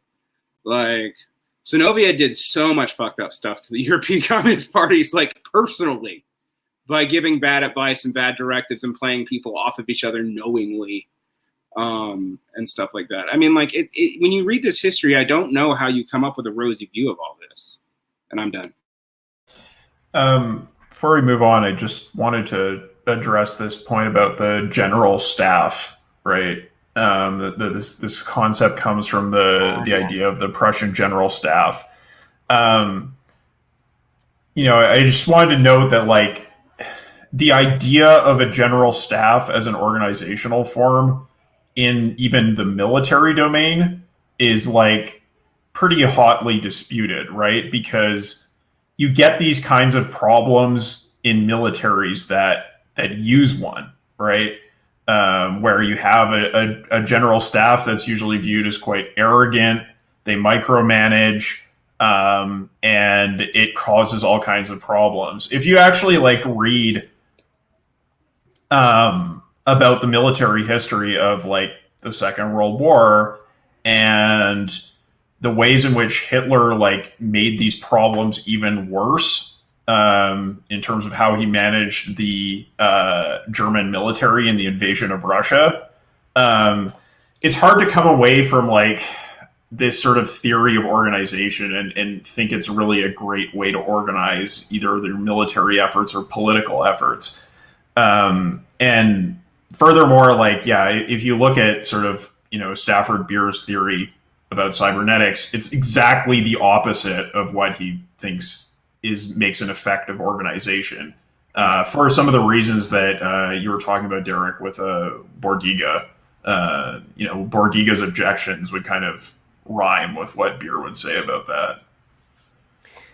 Yeah, Stafford Beer is the only person to have ever spelled out something that seems like it gets to the point of what Bordiga is trying to articulate by organic centralism. That like you have like a sort of network of things based on the sort of emergent conditions, and you have like a body in the middle that essentially only intervenes when there's like a pain signal, you might say, like when there's something that can't be managed at that level. That's like you even see this in like the military literature that is responding to the idea of the general staff, right? Because fighting a war is a pretty intense test of your theory, and there's certainly ways in which these things persist despite failures, just as they do in politics. But there are critiques that come up. Yeah, I know a lot about that. Unfortunately, but Bordiga's a lot vaguer, and he has an authoritarian view of the party. Yeah. But within the party, he has a very nebulous. I mean, he frankly a technocratic, because he thinks these networks will create technocrats that can just make informed decisions that aren't political, because he hates politics, and that they would be like ways to adjust this based on inputs from central planning committees and ration problems and stuff like that. So in some ways, Bordiga is like way more authoritarian, but he does seem to see these like overly teleologically oriented things. I mean, and I want to make this explicit, even down to engineering this general staff central teleological form. I mean, like, as I hate Deleuze, but Deleuze makes a very good point about this. This was this was debated on and decided on in like 1919. Like, they decided that society needed to be centrally, and not just centrally planned, but centrally organized around the Central Committee and the quote unquote general staff of the revolution and the proletariat, which would represent the dictatorship of the proletariat. And that this went down to like how they set up plumbing. Which means these systems are hyper efficient, but also super fucking fragile. So anyone who like does any kind of system analysis can see like, oh, it doesn't take a whole lot to make all this fail, and thus also make like dumbass like, oh, the knowledge problem stuff seem legitimate, because you have a hyper efficient but hyper fragile structural mechanism. And by the way, companies do this too, and also fail for this very reason.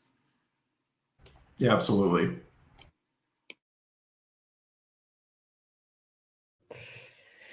Okay. Puya, do you want to read this section? I think we should move on. Okay. If it had been the case... Wait, any objections to moving on? Are people finished? I'm done. Go for it. Okay. If it had been the case that Europe was on the verge of generalized civil war, the creation of a European-wide military command structure capable of giving orders to national movements would have been entirely justified. In war, that is to go beyond guerrilla harassment of the enemy and take hold of territory. And hold territory, yeah. It is necessary to have a centralized command. It is also sometimes necessary for units to sacrifice themselves in diversionary attacks that will enable victory elsewhere. Or, for that matter, in attacks that will lead to breakthroughs by attrition. It might thus have been justified to wager the KPD on the possibility that a breakthrough in Germany would bring down the whole European state system. Trotsky certainly went on thinking this for the rest of his life. blaming the KPD leadership for fumbling the crisis of 1923. There were two underlying problems. The first was that war is a continuation of politics by other means. War is not reducible to politics, nor politics to war. Creating a top-down military command structure in the Russian Communist Party, Comintern, and other communist parties tended to eliminate or subordinate the local and sectoral mediations that link a workers' party to its broader working-class constituency and feed back on the center the political ideas and mood current in this constituency. It has thus reduced both the Communist parties and the Comintern's ability to form political judgments that necessarily underlie decisions from military action. Second, the Communists were nowhere near having political majority support in Europe or even in Germany. The task of the Communists once the revolutionary wave of 1919 to 1920 had ebbed was, as the Comintern recognized at the third and fourth Congresses, to win a political majority. It was not to launch a civil war. A general staff of a world revolution was therefore inappropriate. The military centralist character of the Comintern had the practical effect of making the leaderships of the communist parties dependent on the Comintern center in Moscow. This took the form of material dependence in the case of small communist parties such as the CPGB, which received subsidies from Moscow, and equally those parties that were illegal, so that the party leadership was located in Moscow. But it was equally present in stronger communist parties such as the KPD and PCF. The democratic centralist character of the Comintern, within the terms of 1920 to 1921 idea of democratic centralism, had the effect that the leaders of these parties were answerable and removable by the Comintern center. They could not both be in this position and answerable and be answerable and to removable by their membership. The problem was accentuated by the fact that the relation to the Comintern center in Moscow was necessarily clandestine. In the first place, if the KPD or CPGB openly took orders from Moscow, prosecution would follow. All the more if, as in Germany in 1923, the orders were to prepare and launch forward an insurrection.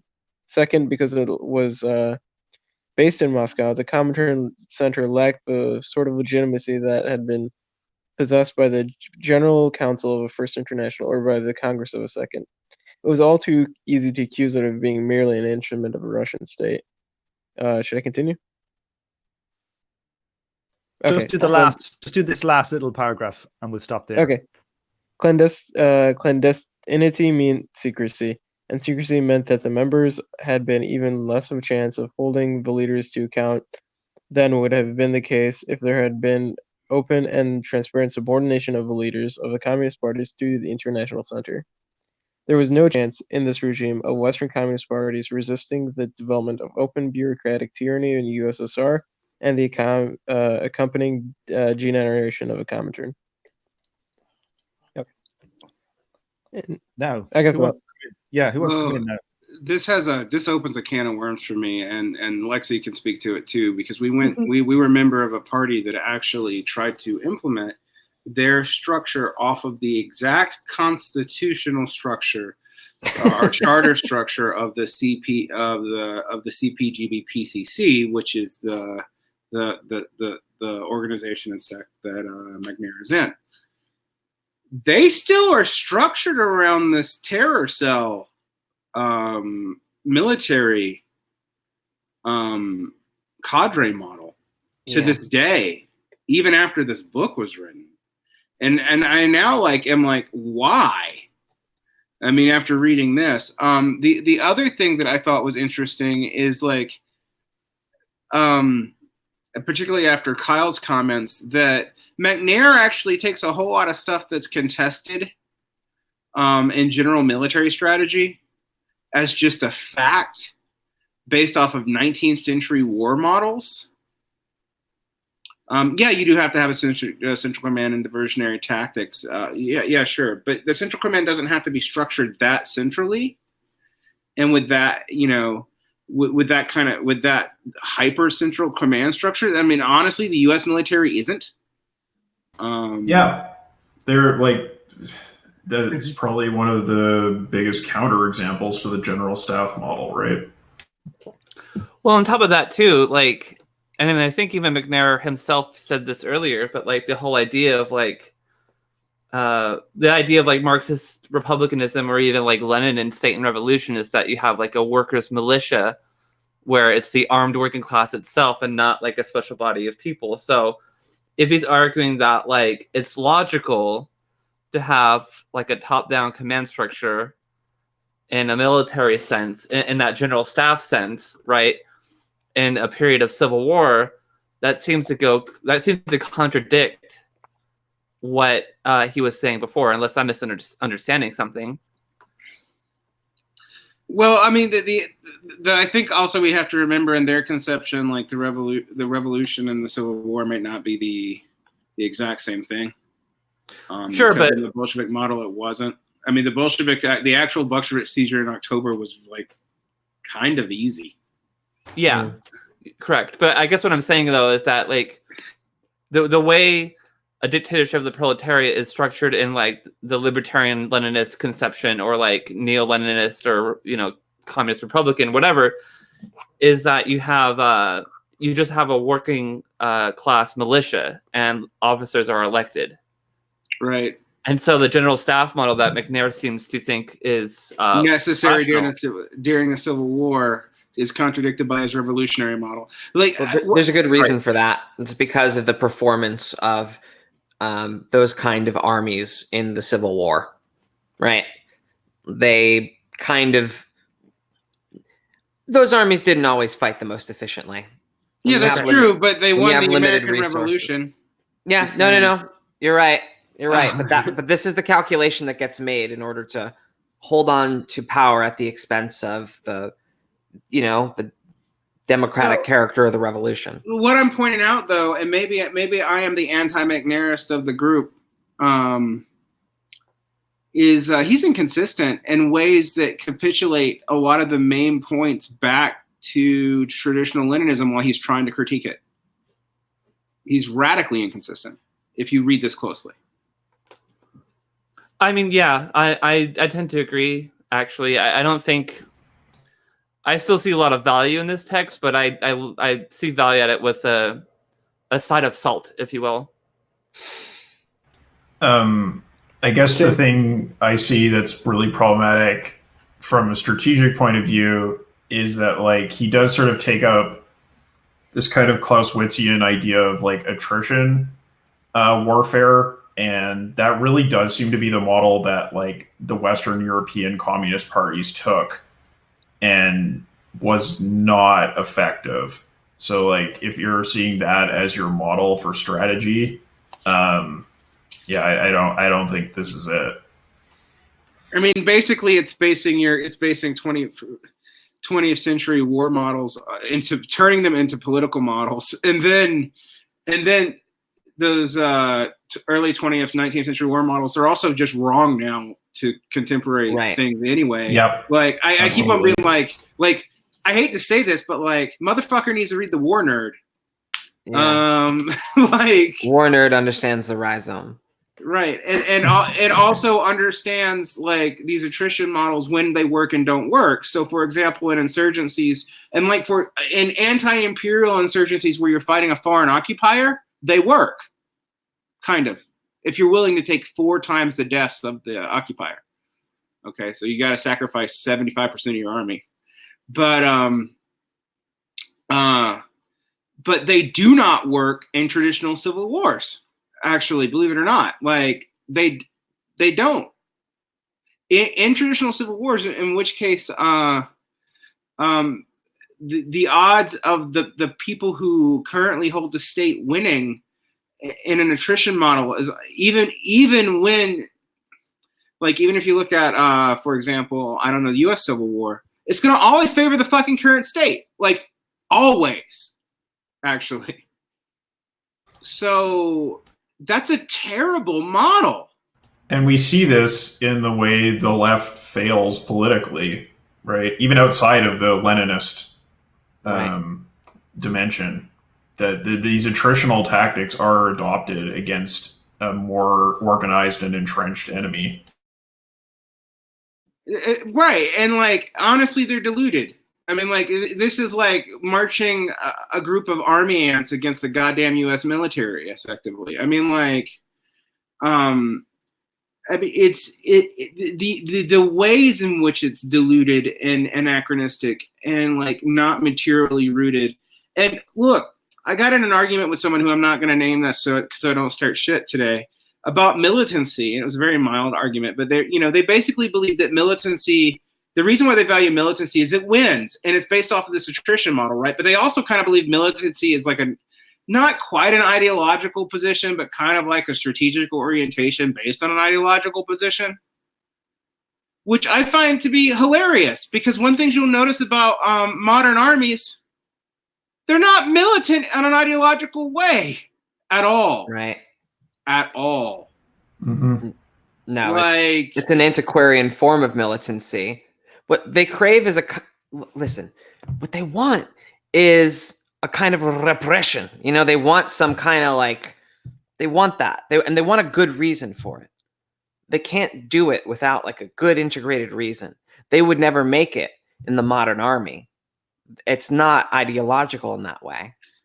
Right, they want a full integrated warrior monk experience. Right. Like when I actually would point out to people who talk this way, and this wasn't a different conversation, like, well, why don't you do what the right wing does and join the military to get the tactical training? One of the things that you'll notice from those of us who have any kind of violence training that's gone through a formal, like, for me, it's like very mild. It's mostly like non-lethals and stuff. But for other people that I know who are like former soldiers, they're the least militant people in the goddamn group. Like almost 100%. Universally, like it's like for good reason, right? And for good reason. If you've tasted that world, you don't want to like dwell in it unless there's something wrong with you. Right. So like this model is like, it's not just politically deleterious. Frankly, it's personally deleterious. This will fuck you up. I'm done. In the Children's Crusade.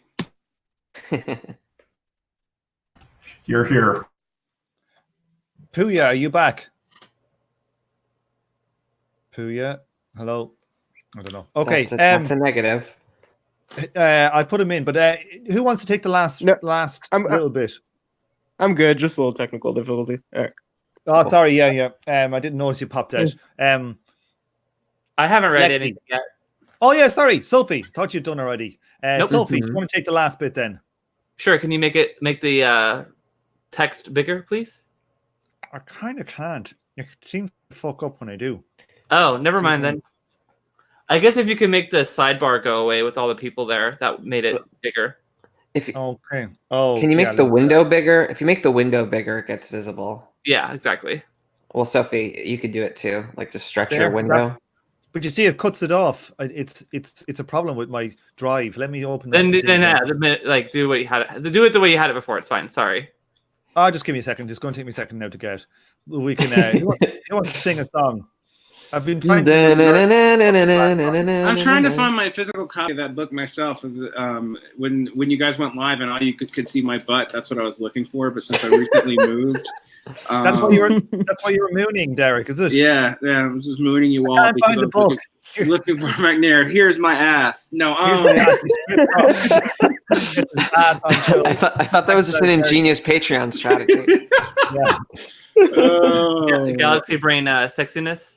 Yeah, we need a Derek twerking next time. Twerking. Well, I mean, Patreon is the cam girl model of business. So it is 100% is. Yes, that's from the Lexi K School of Economics. All right, Derek's private Snapchat. Oh my God. Hey. Capital Sexuality in Capital Volume 2. Let's find it. Major. Okay. Hit it, Puya. In 1990... Puya. Yeah. Sophie. Yeah. Sorry, Sophie. Sophie, yeah. Damn it, Tom. In 1919-1920, there was a West European Bureau of the Comintern based in Amsterdam. It turned out that the left communists had a majority, and their split brought it to an end. The Bureau was overlapped and was succeeded by an equally short-lived Western European secretariat based in Berlin involving at least Radek and Levi. A Central European secretariat was slightly more long-lasting. The short life of these organizations reflected the fact that the military or Bonapartist character of centralism in 1921 was counterposed to them. Horizontal connections between neighboring parties and subcenters would inevitably compromise the pure centralism of the international. There were scroll down, please. Compromise the pure centralism of the international. They were to be the parties and the international center. The structural forms reinforce the idea of separate national revolutions. The formal horizontal collaborations might identify concrete common political features or common tasks. The same could, excuse me, the same would be true of intermediary levels of organizations such as European, or by analogy, Latin American or Pan-African conferences and leading committees. Within national parties, such intermediary structures are common, although bureaucratic centralism tends to close them down or turn them into mere transmission belts for the center. Channeling everything through Moscow had the effect, in contrast, that there could only be national tasks and global tasks, and global tasks were defined by the view from Moscow.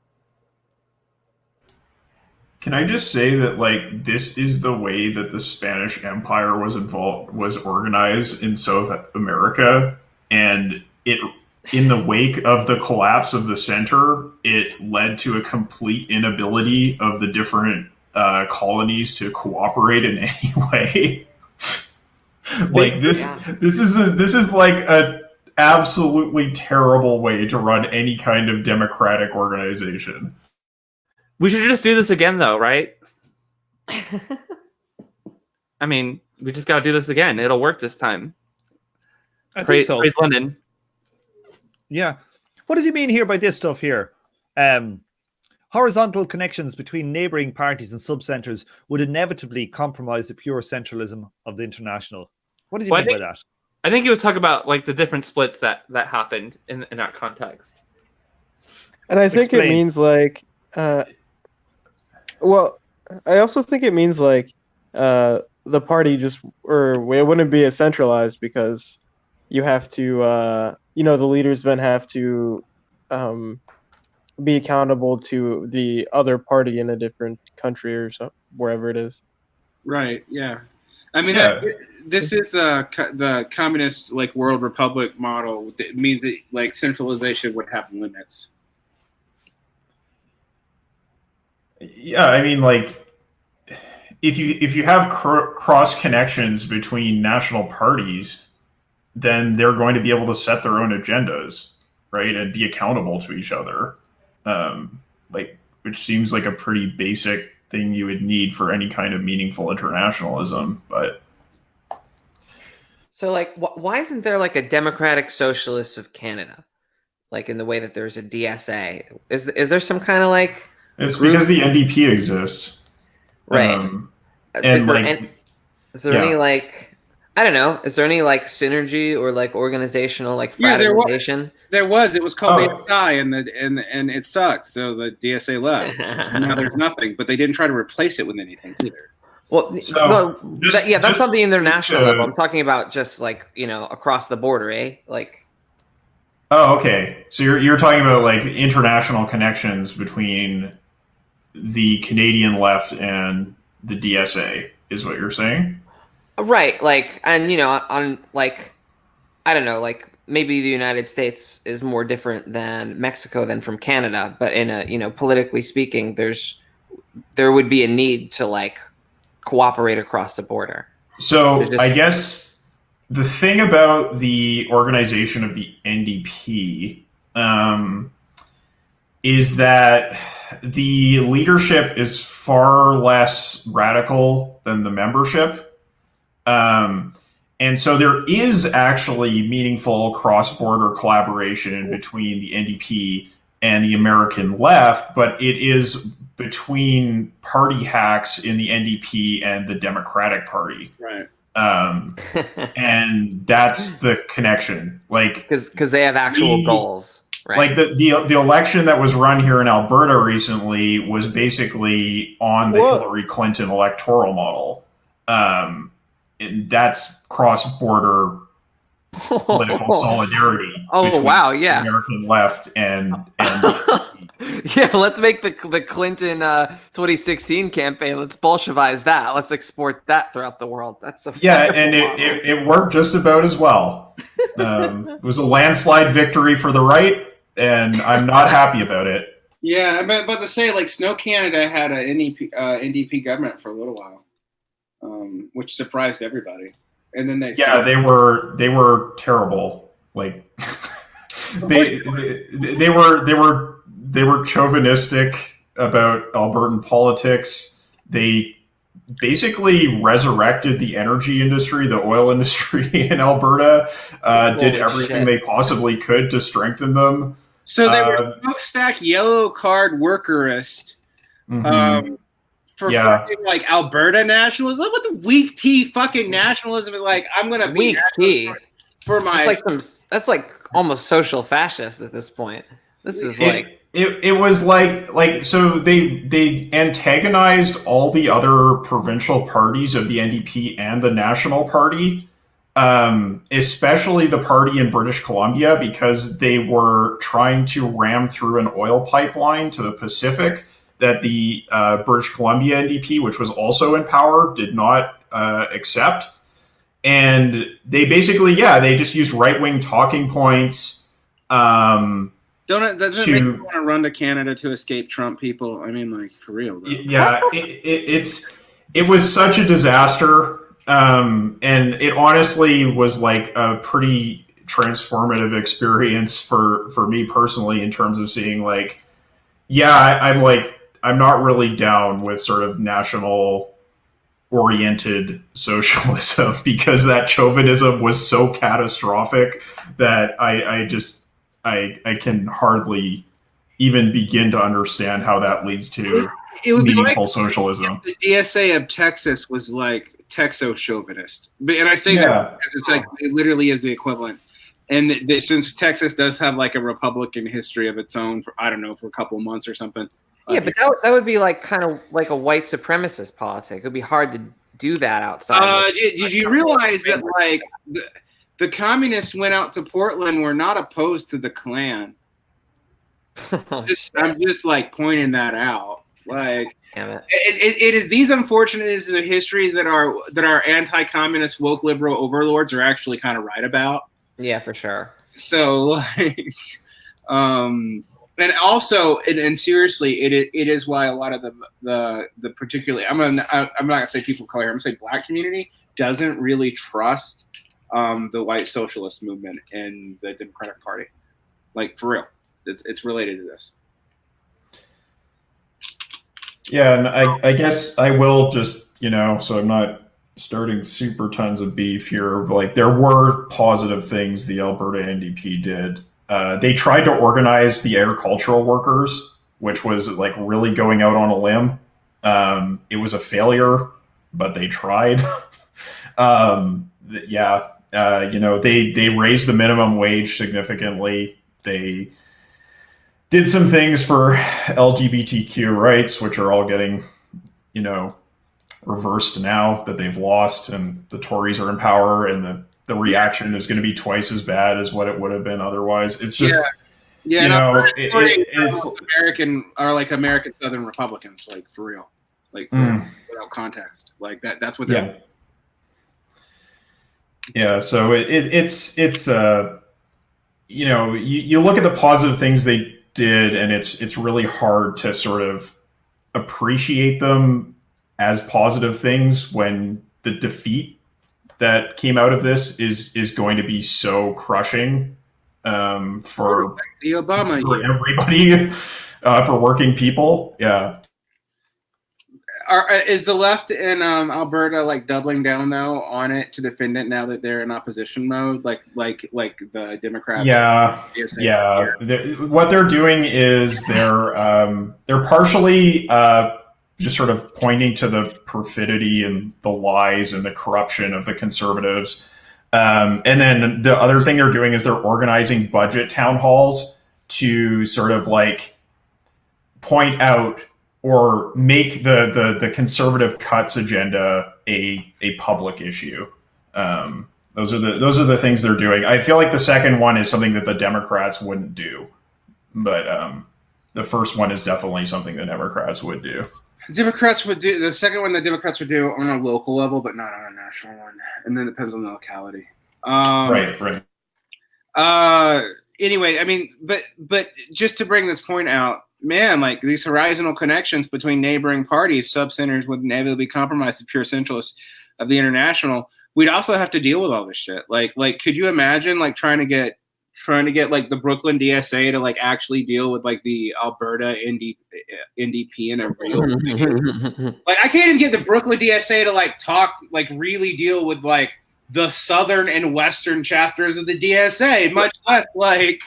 Look, everybody knows that Nuke Brooklyn is first on my program, but the point is, I just want communists. I just want comrades. I just want Buffalo, New York comrades to smoke weed with Toronto comrades right now, like just as a start. That's a start. That's the second point of my platform. Okay. All right. Buffalo, New York people, you can escape some of the fallout in Canada and smoke some weed. But surely we should be nuking Connecticut then as well. Come on now. Yeah, for sure. Let me just I'll gather my things. Get your stuff. Get your stuff. Okay, people, it's 2 hours, 10 minutes we've been going. I'm about to drop dead. Let's wrap it up for the night. We've covered more than I thought. We did. Let me see. What did we do? Did we do 10 pages? I know we did more. We did a lot. Wow. We did 6 pages. Oh my God, incredible. Well, I'm considering like these are like super dense pages. These are like the history of this is like the first half of the 20th century. Yeah. That's true. Can we just skip the Fourth International stuff? It failed. There are a bunch of them. There's still a bunch of them. They also failed. The end. Yeah, I mean, I gotta say, like, I really kind of fall asleep when like MacNair goes into the minutia of Trot sex. Like, I don't care that much. I mean, there's some good critiques of Trotskyism in that. Like, if we could just like boil that down to like, this is why Trotskyism is like incredibly flawed. Good, well, but we can do that. Let's just skip to Fight for an International. And the Frankfurt School of Trotskyism and all. I don't give a shit.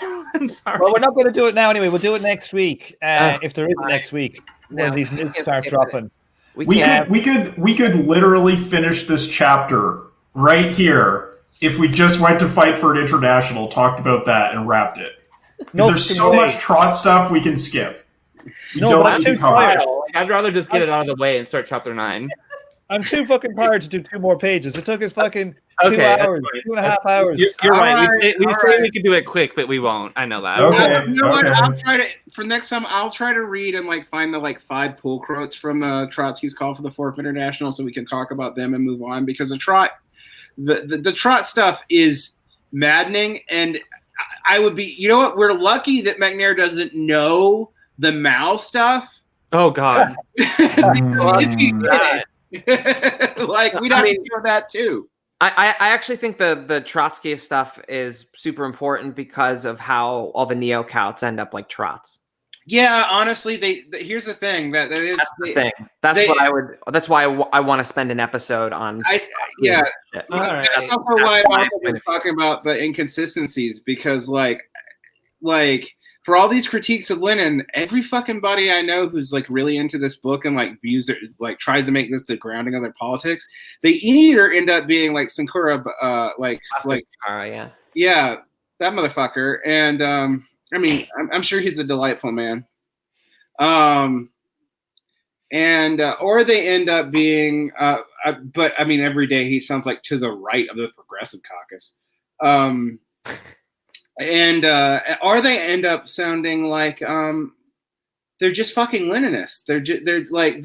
They are literally. And I remember I told Lexi this 5 years ago. Most of these neo-Caus they're just going to be Trotskyists without the transitional program. Like, they're literally reinventing the wheel, and they're Stalinophilic Trotskyists too, which is real weird. Yeah. So like, what the fuck is going on with that? Like, so Lexi came up with a brilliant phrase one day. I think it was either before, during, or after our last Trans Revolution stream, twitch.tv/Trans Revolution.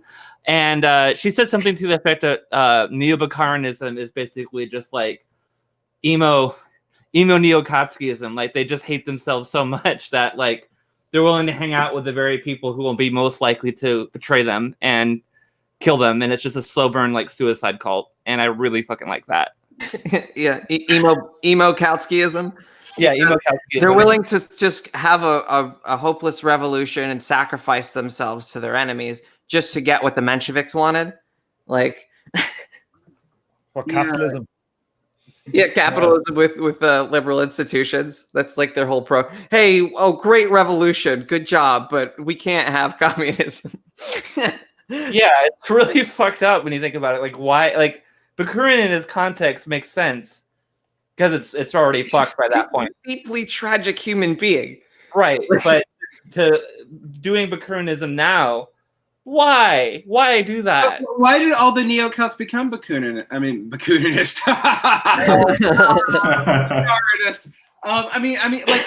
Bukharin's actually always been one of my favorite Bolsheviks, like for real. But I have never been dumb enough to think that like I could use him as a positive model because his ass gets ganked.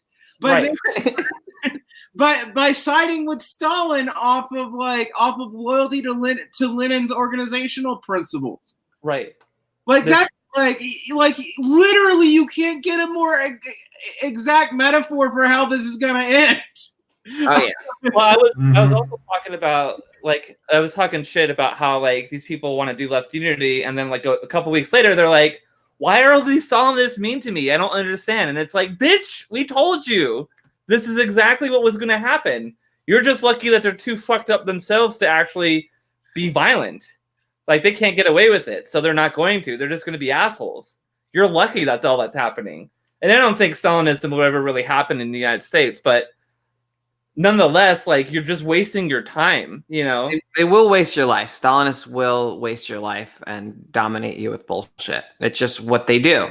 Right. It's what makes their butthole twitch. That's what it's about.